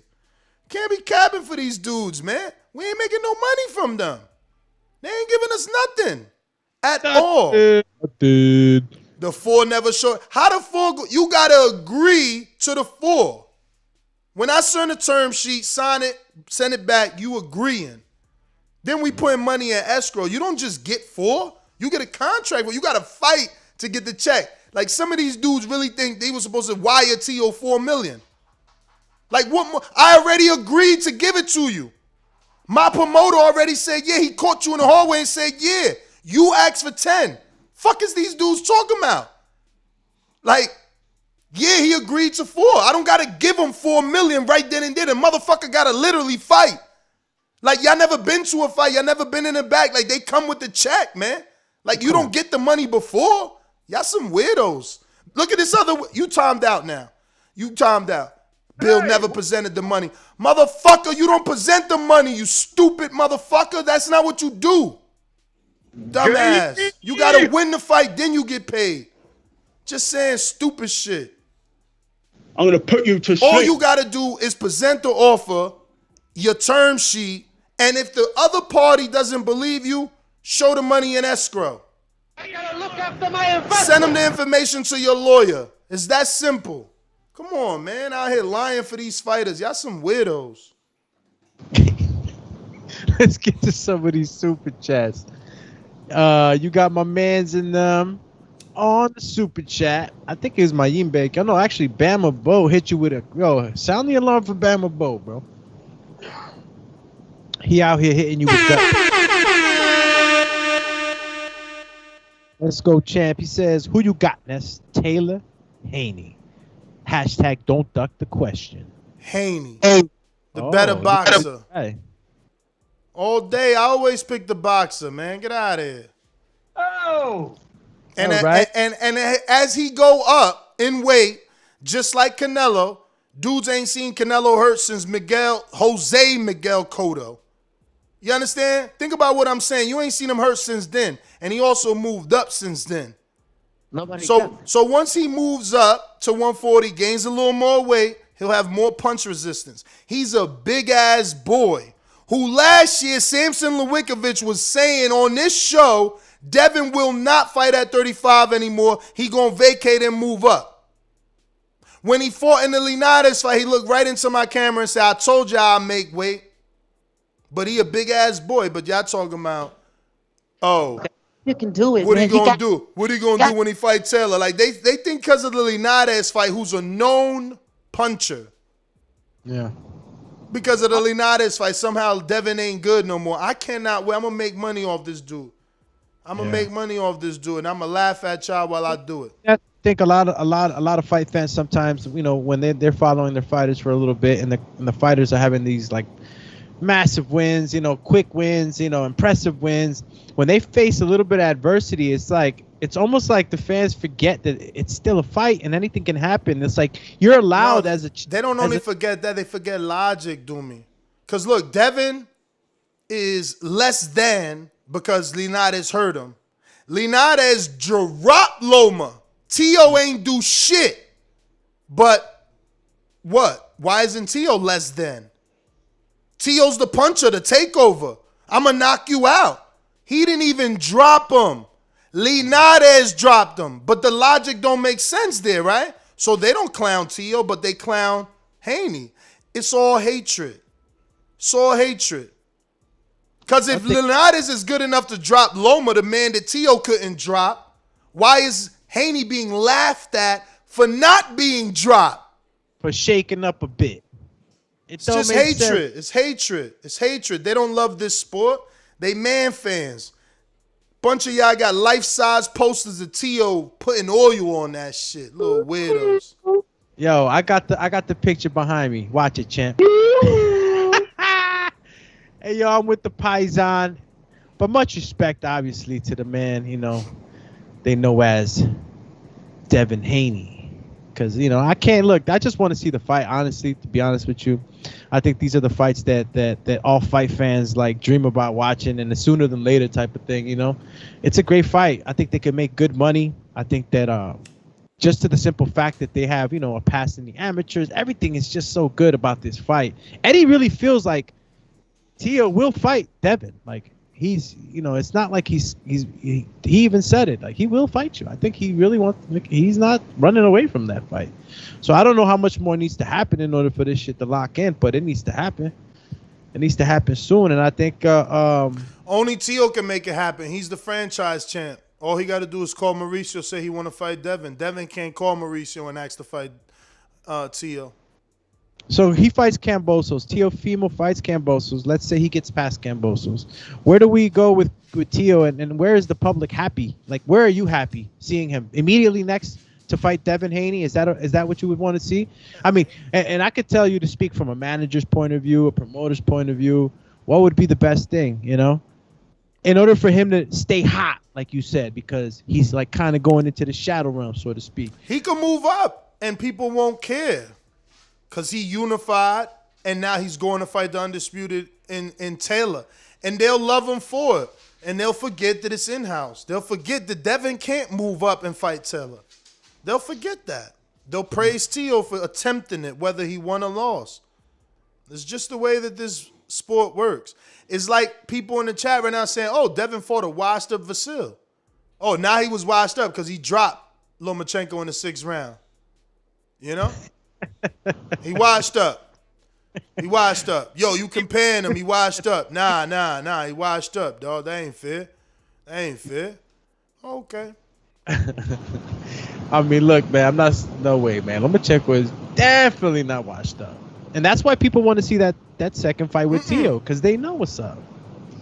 They saying Linares is washed up. They saying Devin fought an old Linares, a washed up Linares. You know? Yeah, that doesn't make sense either. Yeah, you know. Doesn't make sense either. I think he was in pretty good shape for that camp. He showed that he was in good conditioning. I mean, you could sit there and say what you want to say, but you know you had a game Linares when he fought Loma. You had a game of Linares when he fought Devin. And he's known for his right hand. These two guys are not the only ones that have been shaken up by the right hand or dropped. Like, Linares is known for that. He can explode with that right hand. So, you know, again, people are going to say what they're going to say. It's what you've done for me lately. And, again, you know, yo, I love the excuses of these chats. Devin got pillow fists. Devin never fought no... So why not beat him? You was being offered $4 million. He pillow fisted. We seen what happened to the last dude start talking that pillow fist shit. I don't know about you, Ness, but if I keep getting hit with a pillow over and over again, I'm pretty sure I'm gonna be fucked up. And if you want to call him a pillow fist or not, he keep hitting you with these pillows. That shit starts to fucking hurt after a while. And over a period of 12 rounds, 10 rounds, you might not get a knockout, you might not get knocked out, but you gonna get your face nice and rosy, you know. And that's what he does good. Haney's able to hit you all day, play the boxer, and do it very well. So, we ain't get mad at Sandor Martin last night when he was doing his thing, boxer style. He ain't getting no knockout punch. Yeah, he landed some good shots, but it never really hurt Mikey. But them shits look good. So I can't take that away, man. Listen, we all got our way to fight. You know, all fighters got their own style and what works best for them. And that's what works best for Devin, pillow fist or not. You know, he hitting you with them shits all day. I'm just saying, man, if a man got pillow fist, take that belt. Free belt. Free belt. I see they said, listen, when Canelo went after Callum and the WBC, they called it a free belt. Oh, Canelo ain't want to fight when Benavidez was there. Now he want to fight. So why ain't nobody being Canelo? Go take that belt from Haney. You know what I'm saying? Like your own network, ESPN, just posted today that Tio is the first 3-belt champ since what's your man's name? Teofimo? Mike Tyson. Oh, Mike. First 3-belt champ since Mike Tyson. His own network don't believe the hype no more. They tired of it. Look, it said right here. ESPN, with his win over Lomachenko last year, Teofimo became the second youngest 3-belt champion in history. I mean, he got the WBO, the WBA, and the IBF. They not counting the WBC because they don't believe his lies. Only you and Punch Drunk. But we know why Punch Drunk believes it, because he's drunk. He believes it because he's drunk. That man, you know he repping Brooklyn or at least the city. Probably not Brooklyn. Where Punch from? Boogie down. Thank you, Mad Bent. Devin not a puncher. You don't need power to win boxing fight. Devin versus Tio is a good fight. Everybody else saying that it's not. Y'all scared. Y'all scared. If Devin is such a bum, take him out. Take him out. Simple. What's up, y'all? What's up? Who in here? It's man, Adrian. Oh, yeah. You know, I had to make sure I could watch a little Steelers action, but I heard the show, man. It's getting spicy. I like this little TO topic, so you know what I'm saying? I had to get in on it. Where you at with it, man? What you thinking about TO? Listen, man, the dude ain't fought in, what, a year? 1 year today. He is actually the same date of his fight. I hit you with this one from the gate, dog. All right. What you saying about Tio, champ? What I'm saying is he's, in a sense, he's been inactive because he tried to go get a bag from Triller. They offered some fake-ass money that they couldn't deliver on a fight that they know they overpaid for, and they realized that. I don't know, man. Tio is making himself look bad, but I don't think it's all his fault. I think some of it's, you know, dealing with Triller. He's made a few bad business decisions that have kept him from fighting. But at the same time, man, his energy comes off a little different. You know, he's talking a lot of shit, but not doing much. So, but he's got a fight coming up. He's got to prove that he's that dude that beat Loma, and I'm with it. Like, if it's what have you done for me lately? You ain't fought in a year. You know what I'm saying? There's been a lot of great fights since that Loma fight. Like, I forgot about how great his performance was and how much of a surprise it was, and I'm a hardcore fan. So what does that mean the casual fan thinks? Even though he's got all those straps, we just ain't seen him. I just want to see him fight the good fights. He's got all those belts. Go ahead and get you want to call it the email belt, but we know officially he's got the real one. We all know the story behind that. So go ahead, go get that belt, and you know, just do the damn thing. We want to see the best fight the best. Don't cheat the fans. Well, damn. Yeah. I get it though. You know, it seems to be the same thing over and over. It's just that we haven't seen him, and there's just been too much of a delay on this last fight. And I get it. Fans got the right to to be a little upset, to want their fighter to be in the ring, but I don't want to propagate it out there like it's like everybody's thinking that he's soft or he's just doesn't want to fight. Like, nah, man.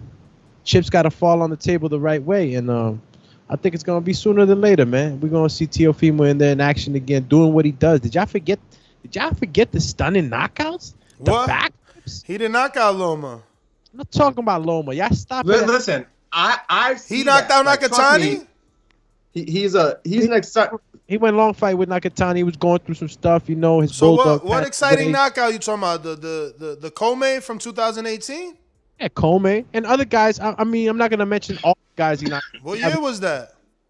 To get into What year was that Kome knockout, champ?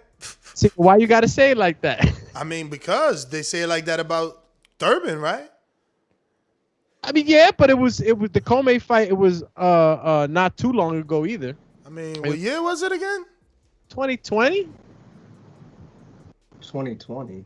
Right. I mean, let me see. 2019, champ. I was gonna say, man, 2020 sounds a little about to be on that one. About to be 3 years in 2 months, man.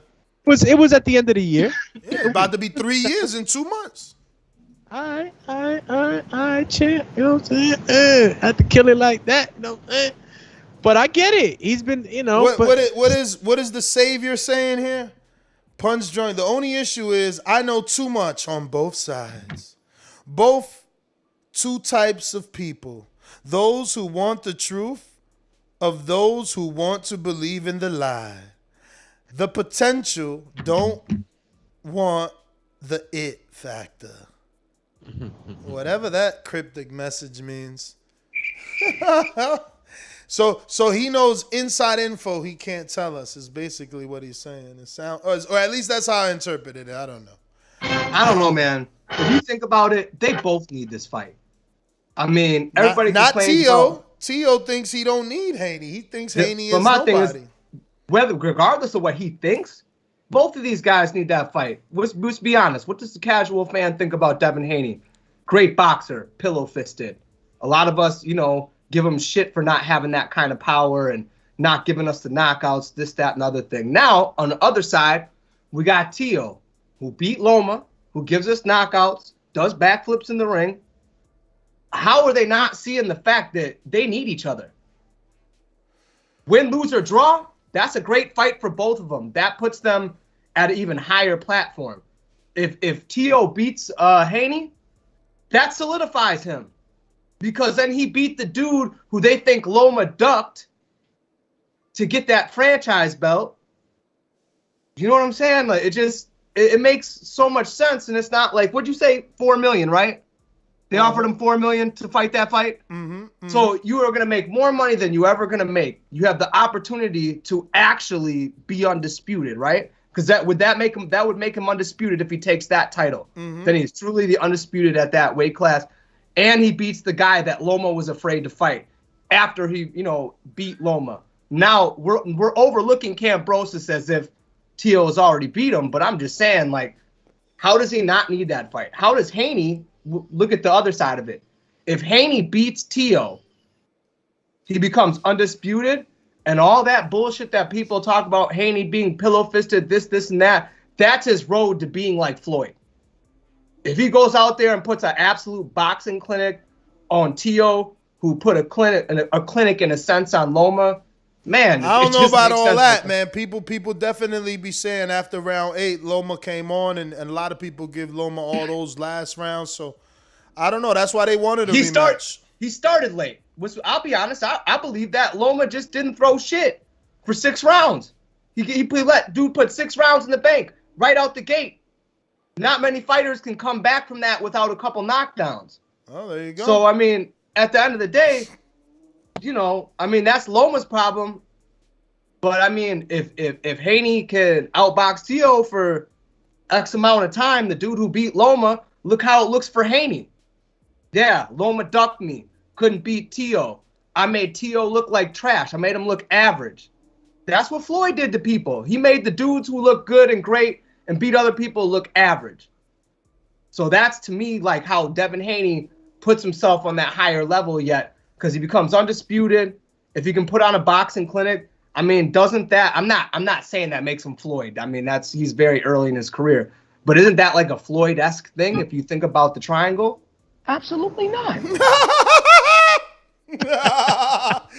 But ouch, dude. I see where we at. I had to do it, brother. You know, Mayweather would have been on right now. Absolutely not. Yo, where we left off on the super chatties? We left off with my man's in Super. So you got to Majimbe. Oh my goodness, we had a whole Mayimbe. That's where we're at. So you got the bow. We have gotten to bow. So we got Majimbe. Yesterday was the first time I saw Tio is not about that fight. Cringe face. Hashtag no humo? No Uma. It's Spanish. It's Spanish. So he's saying, Tio, he coming at you, dog. You got to respond to every super chat about your mans. You got to take it like you his shield. You the Captain America shield. Fucking Spartan right now. Put his fucking cape on. Come out the little what's the old phone booth right now, Superman.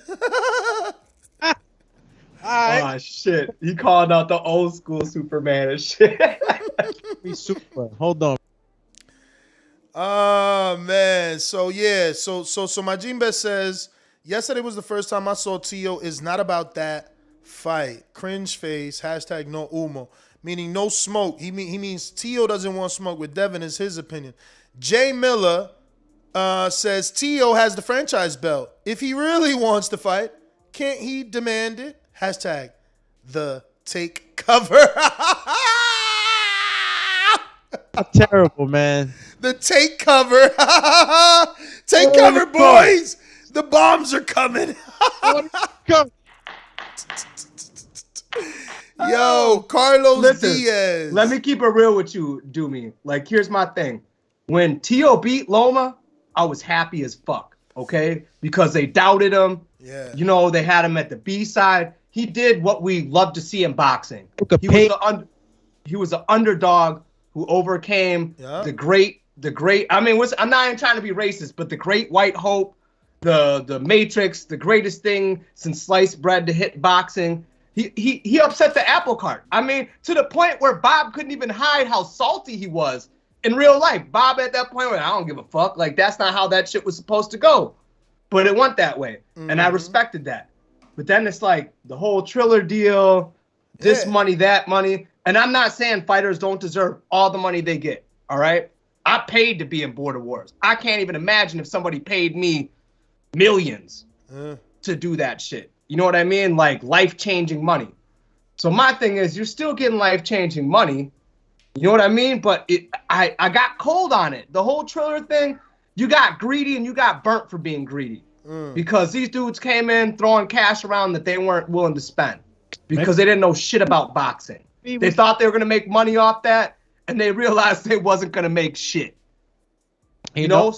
Triller, you leverage a little bit, you know. Bob gets mad. I don't know, man. This business shit gets real complicated. I can't seem to understand it sometimes. You know, I think Ness knows a lot more than me in that aspect. And business can be a little crazy sometimes, and that's why I don't get caught up too much in the like, oh, he don't want to fight, or yeah, he's ducking. I think that the chips just got to fall on the table the right way. But I'm not saying that I don't understand that, though. You know, that he has not been in activity. He's, you know, we've been waiting for this Cambo. So all this shit is frustrating. I just go back. Look at Mikey. What happened to Mikey? Oh, look at this. Inactive, not hungry. Hey, Punch, won't you just jump on, champ? Like, he's sending these long messages that nobody really understands. He says, Ness, listen to Peter Khan interview in January. Also, I got in touch with Maloney's manager because Andrew was also in talks for co-main in Australia. 10 million in Australia money. 7.5 million was the number. Okay, so he was getting 10 million Australian money, and he made it seem like he was getting 10 million. And, you know, okay, but we still talking the same shit. Your man wanted to go to Australia. You know what I mean? So, you know.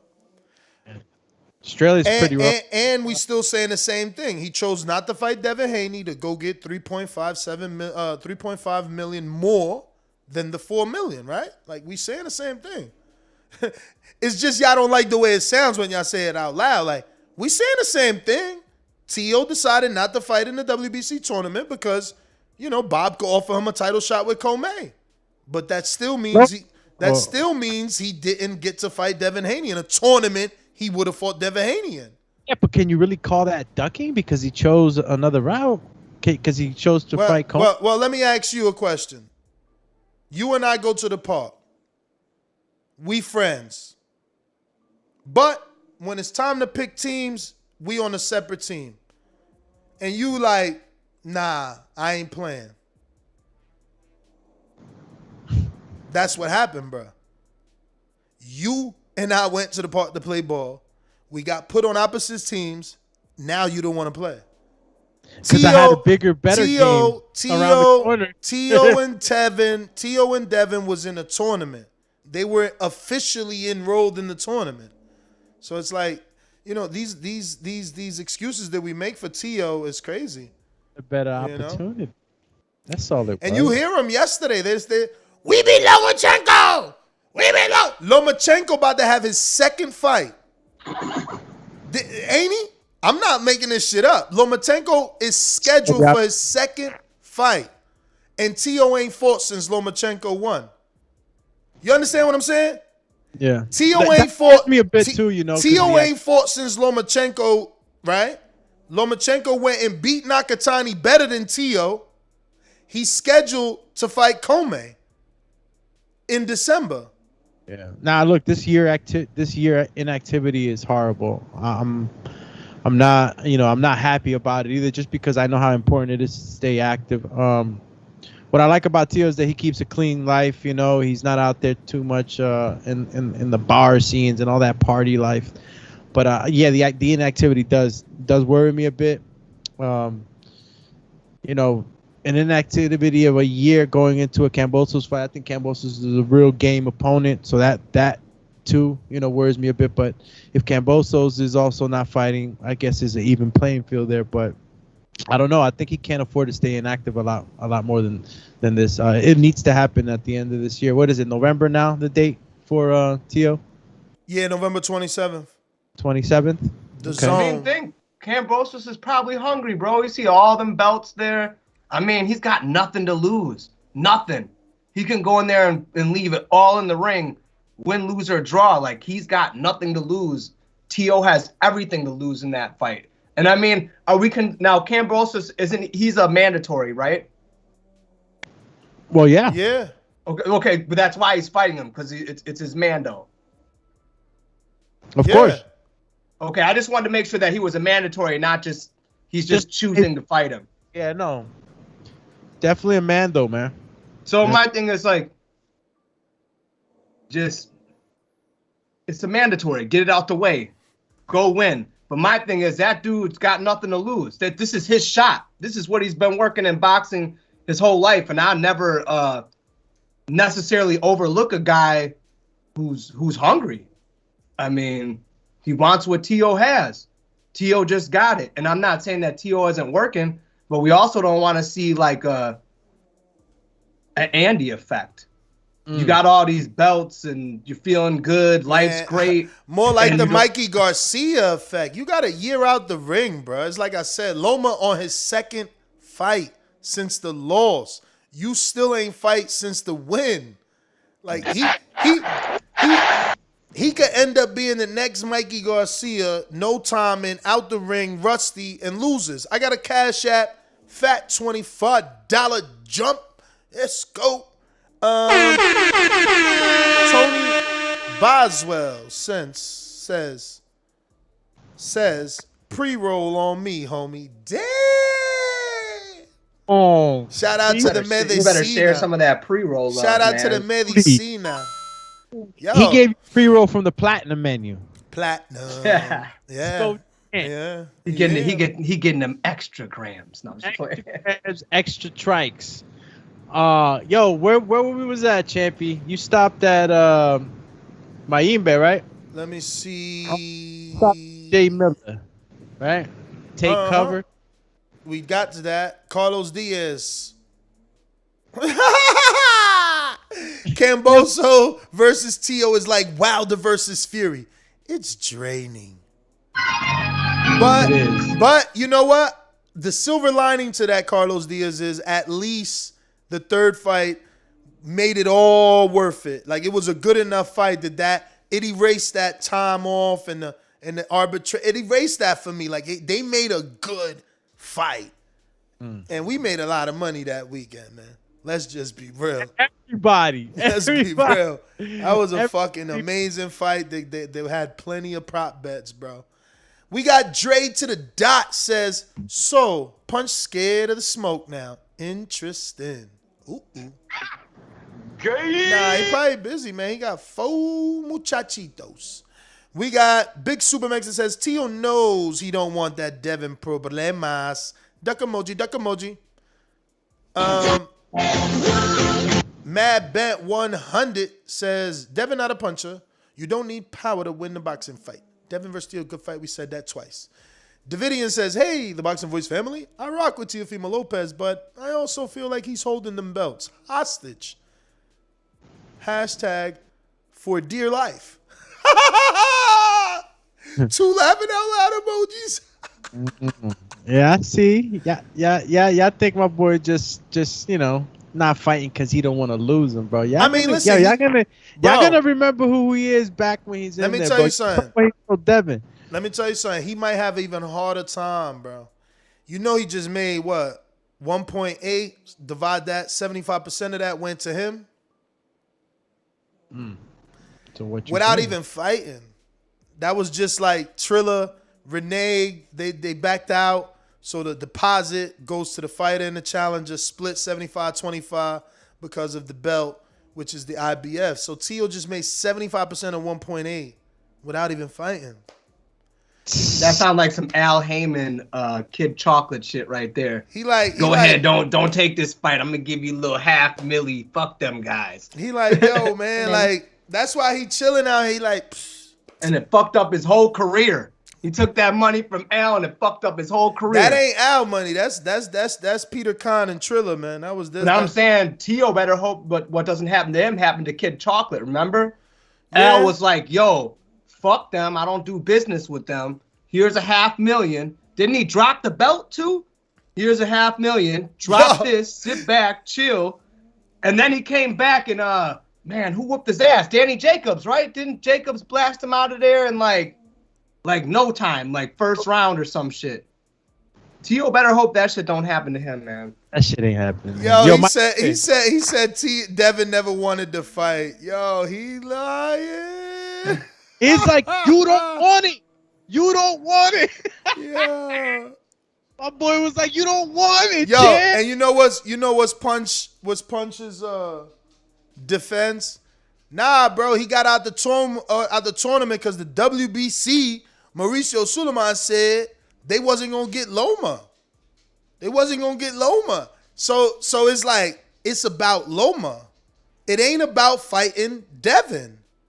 So that's why when Devin says you a pussy, he means it, Alex. Because it never was about fighting Loma for Devin. Yeah, he would fight Loma after I beat you. Because guess what? To get to Loma, he always had to beat Tio. Tio and his team said, damn, to get to Loma, we got to go through him? Fuck that. We got a different route. Let's go this way, in-house. You see it now or no? Because Punch don't see it. It still don't got to be a duck. It's just better business for him. Yeah, better business. You just and that's what Devin's saying. You a pussy. You keep choosing better business. When it's time to fight me, it's better business. I pussy don't mean shit though. Huh? Yeah, pussy talk don't mean shit. I mean, it means son of Devin. He the one saying it. This shit Look don't. at Doomy activated. He got that little gangster look for a second. That don't mean shit. Tune on his shit. Like, it meant something to Tio.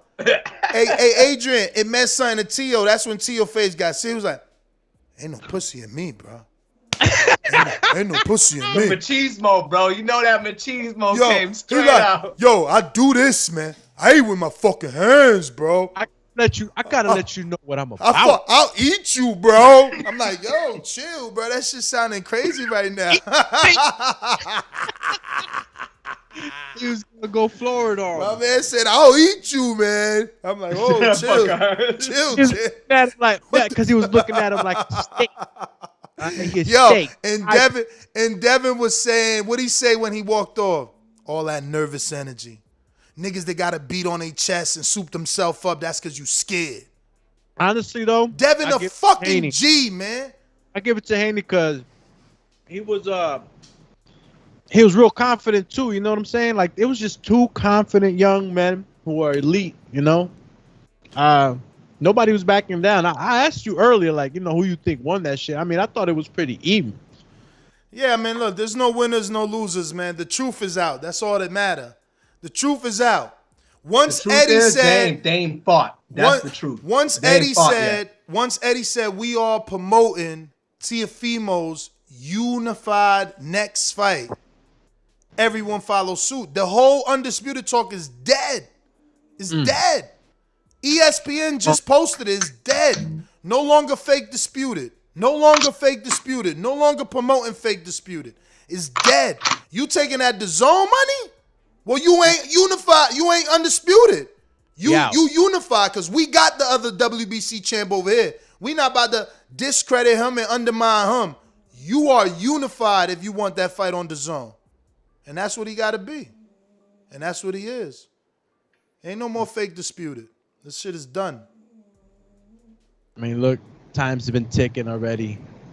These fights are starting to really. I mean, these young fighters do really got to start facing each other at one point. I think we're starting to come to those times, right?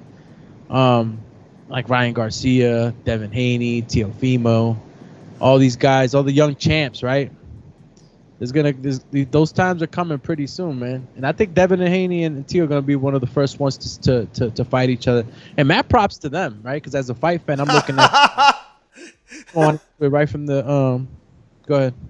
No, I'm sorry. I'm reading the super chats. Get crazy in the chat. I'm telling you. My Jimbe said, here's a tag, clap emoji for punch. People's elbow, these fake theories Ness has, flexing emoji. Yeah, all right, man. Yeah, yo, I'm making it up. But was Teo signed up in the WBC tournament and Devin Haney at the same time? The answer is yes. Only one person asked to get out of the tournament. Yo, better business. Yo, Eliseo Acosta says, impressionante. Oh, shout out to you from Italia. Impressionante with the telegraph and the show, eh? Oh, no. He said buongiorno? Or did you say Di Giorno's Pizzeria? oh, yo, DiGiorno. Can't go. Yeah, it's not delivery, it's DiGiorno. Out the frozen section. What you saying? Oh, man. What else do we have on the docket? You wanted to jump into Keith Thurman targeting that late December. We already did that, man. I show my love to Intrigue. I mean, it is what it is, man. Like, there's not even real name options for him, man. Like, my man said Abel Ramos. I ain't watching that. Broski, but like, we do realize that December is like right around the corner. Like, if this fight isn't being promoted like now, like when is it going to be promoted? Like, is this? What you mean? We ain't dusting off Victor Ortiz? Nah. No way, champ. I don't know who they dusted off, but Ness mentioned Abel Ramos or somebody else did. That was they need to dust off Paulie's old ass. Nah, Paulie just fought. He just fought. He beat that kid. What was that YouTuber? He beat a YouTuber the other day. That fight finally happened? Yeah. He beat that kid. What was the kid's name? I forgot. I remember you had him on the show, right? He was on here talking plenty shit. I was sitting here thinking like, bro, Paulie might not hit hard, but he about to dust your ass. He definitely you don't just slap Paulie with some baby powder and get away with it. Nah. Paulie gangster like that. Like, he's... The fuck? Paulie needed to knock him out. Did he knock him out? He needed to knock him out. Shit. Paulie could still fight. Fucked up. So yeah, I don't know who Keith Thurman comes back to. If he even comes back in December, man, it would be good to see the new. Come on, let's give him Zab Judah. Dust that old ass nigga off. Nah, my man's just chilling right now on the podcast. Man, Zabby's chilling right now. He don't need none of that shit. Shout out. Tio, he's your man. If he can do it, Devin can. Shout out to Foxy Brown. That's fucking funny. That is super funny. I got something for y'all. Go away. Go back to the docks where you belong. We don't want to hear that. Yo, at this point, you gonna hit us with the mix soundbite? Fuck out of here. At this point, I'll definitely take Jerron Ennis and Keith right now. Like, it was once upon a time where I wanted Keith to like get a tune-up. But like at this point, you've been out the ring so long, I ain't even got time for a tune-up no more, man. You just gonna have to fight whoever you gotta fight. Yo, people killing me. Said Tio energy changed when his dad said let's fight January. He did grab his dad like, hold up, Pop. Come on, man. Like, We fighting in November. Oh, go get ahead of yourself. Look, his pop's writing them checks, just writing them. You got the chuck, like, let me write this one. You cashing that, right? Good. Tio looking like that check might bounce. Shut up. What's his dad's name? He like, yo, hold up, Poppy. I had a vacation plan. You know his dad's name? Teofimo Senior, my man. It's Teofimo Senior. All right, Yeah. cool. I was just wondering because what's his face? Slipped my mind. Never mind. My names have been off today.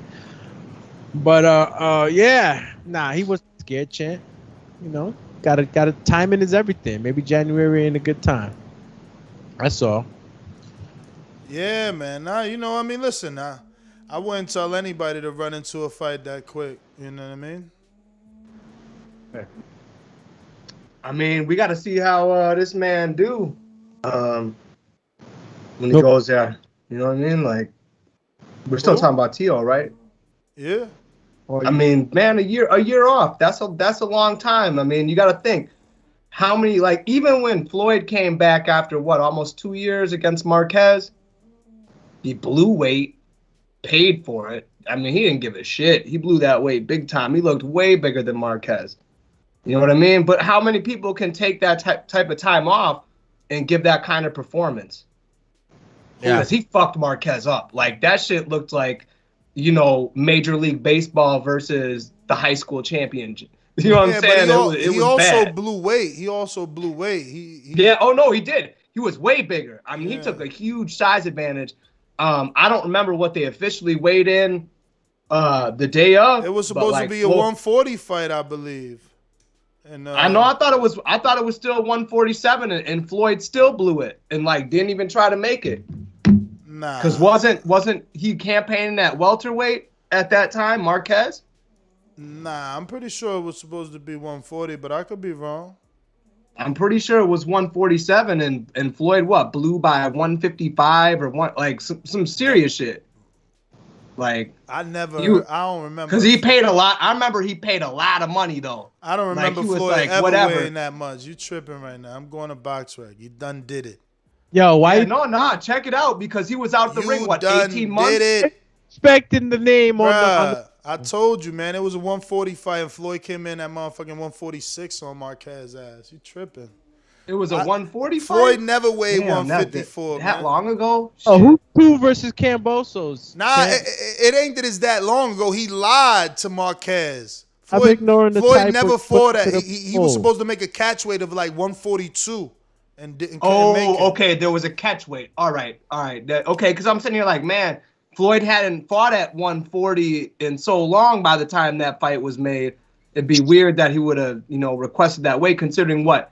What do you think Floyd walks around at? 147, 150 on a good day? Yeah. Something like that. Something around there, man. He ain't heavy, man. He ain't heavy. Yeah, he don't blow up. Nah, not at all. He plays basketball, stays active, and he's just not a big guy. Bro, why you say 2 versus Cambosos, dog? I don't like that, dog. You don't make no mistakes. You know what I'm saying? When you writing other names, why you right. TWO for my man Tio, the main show. I put two versus Cambosos. Yo, y'all get it. It's a Tio poll. It's a Tio poll. Everything there is Tio. Tio versus Haney. Tio versus Loma. Tio versus Taylor. Tio versus Camboso. Who you want to Tio to face next? And look at the poll. Overwhelming for Haney, man. We want Haney. We want Haney. We want Haney. You just side texted Bill, and he got the whole squad to vote right now. Bruh, we just want the fight, man. Like, how long we gotta wait for the fight? Oh, we went the business route. We didn't want to fight you back then when you was in the tournament. Okay, this 3 years later. Like, why are we still making excuses why we can't fight? But anyway, Eliseo Acosta says, disregado de la superchari. Had a few too many. Out here celebrating. I love the support TBV. In the meantime, I love the show. It's just the best. Saludos. You know? Hey, yo, man, we got to take a trip to Italy. You got to use that. I know how to speak Italian. Hey, why don't you just give me? Just use the hand and you're really talking Italian. Yo, Dre Dot. He's Italian. Who's a good opponent for Thurman to face after this long layoff? I feel like Thurman wants to be paid a certain amount of money, which he would only get from a big name. Jerron Ennis. I'm going to make everybody happy. Fuck it. Off with his head, man. He wanted a tune-up. He should have been got it. Put him in a big fight. I remember Thurman told me Jesse Vargas was a tune-up to him. Damn. Well, damn. After seeing that fight with, what's my man's name that snapped his head back coming off a layoff? Santo. Date alguito ahí. Te hice el favor, Santo. You know, just in case your name is Santo and you don't know Spanish.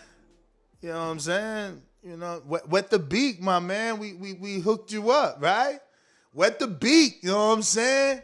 I don't think people use that term no more. I don't know what movie I picked that up in long. I'm an 80s movie baby, so I watch a lot of movies, you know what I'm saying? Fly Pelican. Speaking of movies, what I was going to recommend to y'all. Oh, my goodness. What is it? A new movie? Shit. You been catching that fucking Squid Game? That shit's fucking crazy. Bro, how you going to tell me if I caught Squid Game when I told y'all I watched it in one day like 2 weeks ago? I'm the one put the whole world on Squid Games. Well, I'm sorry. Forgot about that, but I didn't really like... After the first scene where the girl's like red light, green light, and everybody's getting destroyed, what am I really seeing? So you tuned out? No, I tuned out, but then, you know, every now and then I'll get like a little bit of time and I'm like, let me just put this shit back on. That shit is, I don't even know how you didn't watch it straight through. Bro, let me tell you, the first episode is the toughest to get through. It's got a hump, that first episode, but once you get over the hump of the first, that shit is a downhill, bro. I was locked in. My girl went to sleep. I'm like, listen, if you go to sleep, I'm going through it. Yo, me and my girl go through shit like that too. Like, I put the toothpicks on the eyelids and it was over. I swear to God. I put the toothpicks on the eyelid, muñequito style. It was over. I was like, yo, Squid Games. Watch that shit. Watch that shit all night. Bruv, I'm at the point right now where I just finished getting by the game where they had to cut a cookie out with like a little needle. Yes. And if you break the cookie, you're dead. Dead. That's some fucking intense shit, bro. But listen, you put yourself there. For one, I'm pretty sure you're past the part where everybody already decided they don't want to play no more and they went home. But now they back. So they all decided, I don't want to play no more. I'm going home. Then they all decided, you know what? I'd rather die trying. Get rich or die trying. They all turned their 50 Cent on.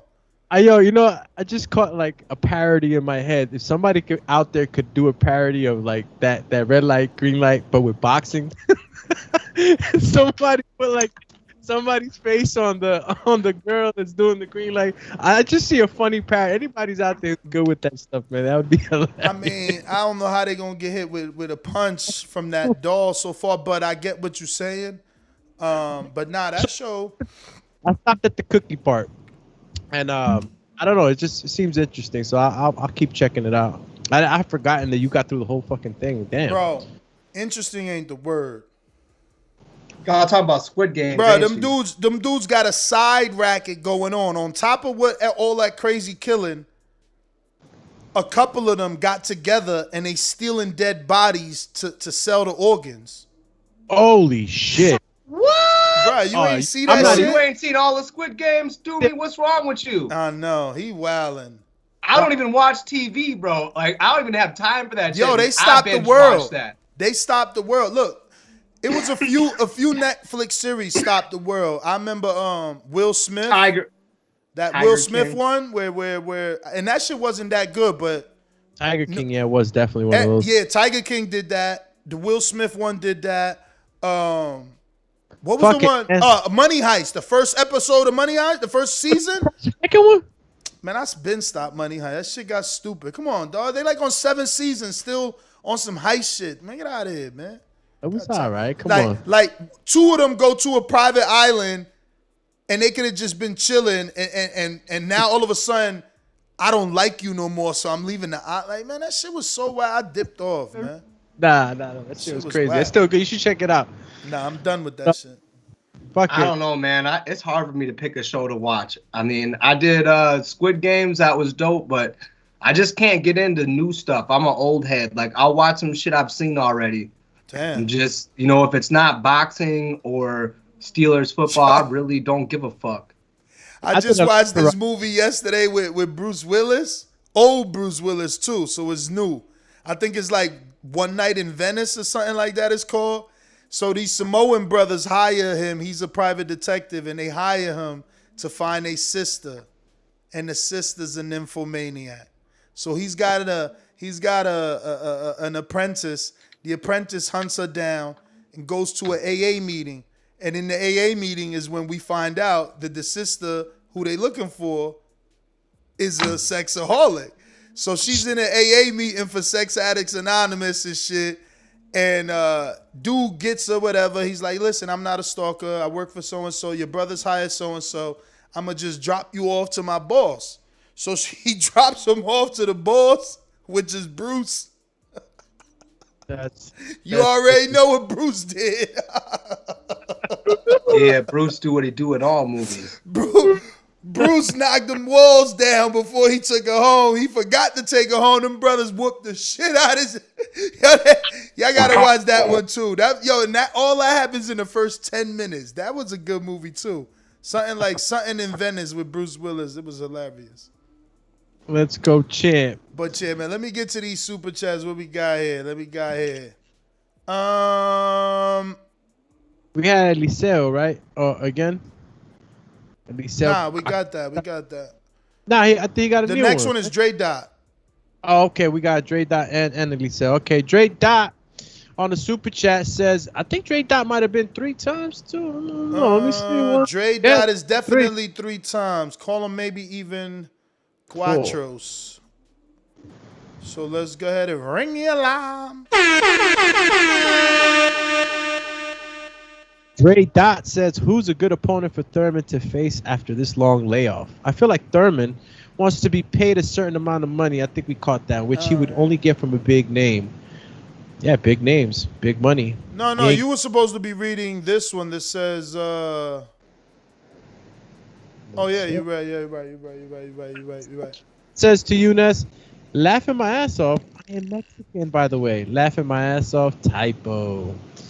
Well, champ. Oh shit, he's Mexican. Saludos. Hey, this guy.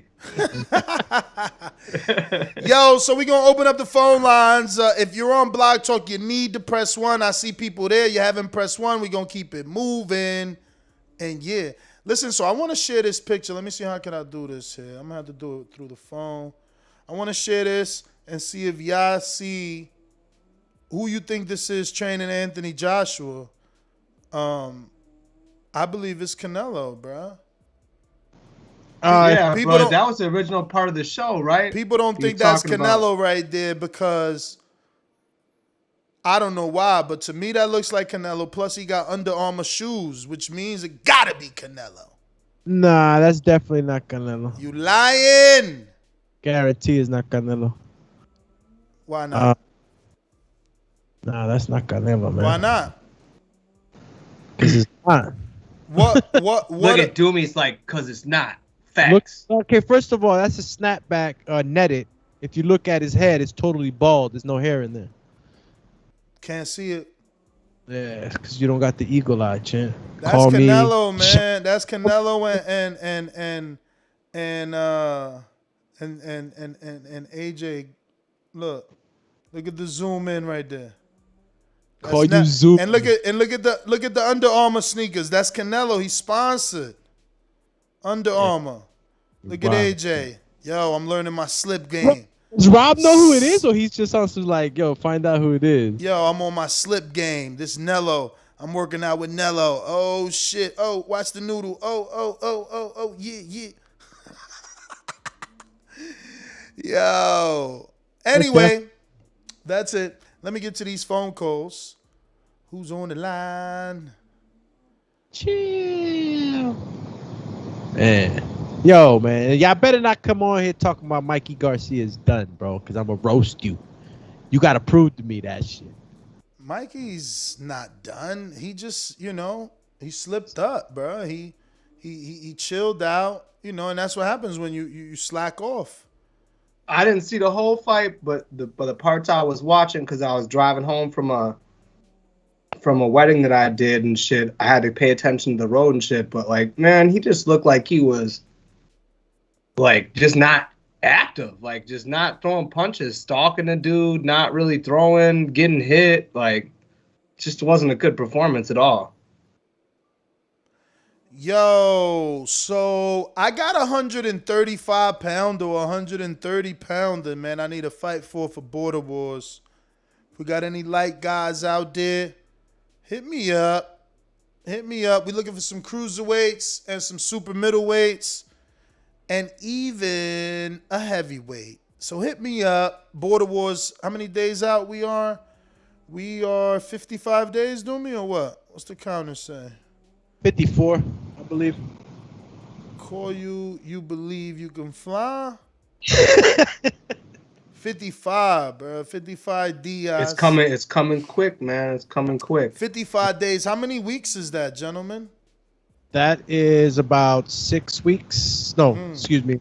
Yeah, 6 weeks, 7 weeks. Give me 6 weeks and I'll beat anybody. That's what Floyd said. 7 weeks. 7 weeks from now. Maybe 8 actually on the money, actually. 56 days. I actually got a lot of interest. I've been posting the post that I made, letting people know that we're looking for fighters every day, and I've gotten a lot of interest.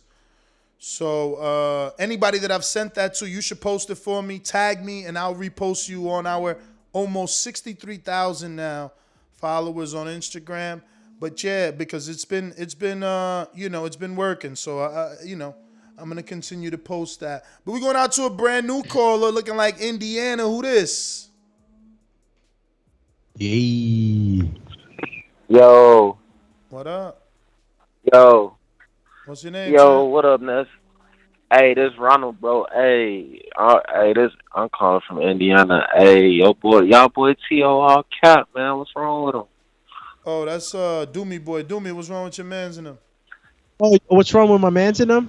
I'm saying, like, if y'all notice, like, every other video, he's saying something different. At one point, he was saying that he was sending an offer to Devin and Cambosos. Then he was saying that, I think he came on the Boxing Voice one day and said the fight just won't go happen. And they asking for $10 million. It's, every other video is a whole nother story, man. He tripping. Say what? All right, I got one more. Hey, next time you talk to Punch, hey, ask him this question for me. Hey, if the WBC franchise is the main belt for the WBC, why is not in every weight division?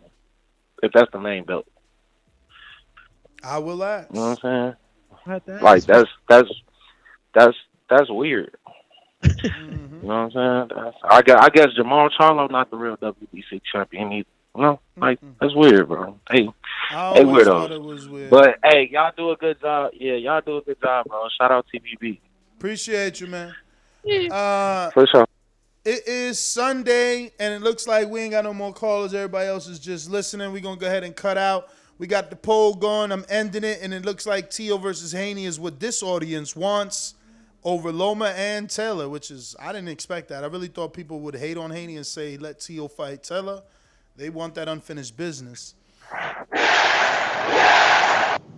But listen, on your way out, though, smash that like button. There's like 311 people in here. There's about half the amount of likes.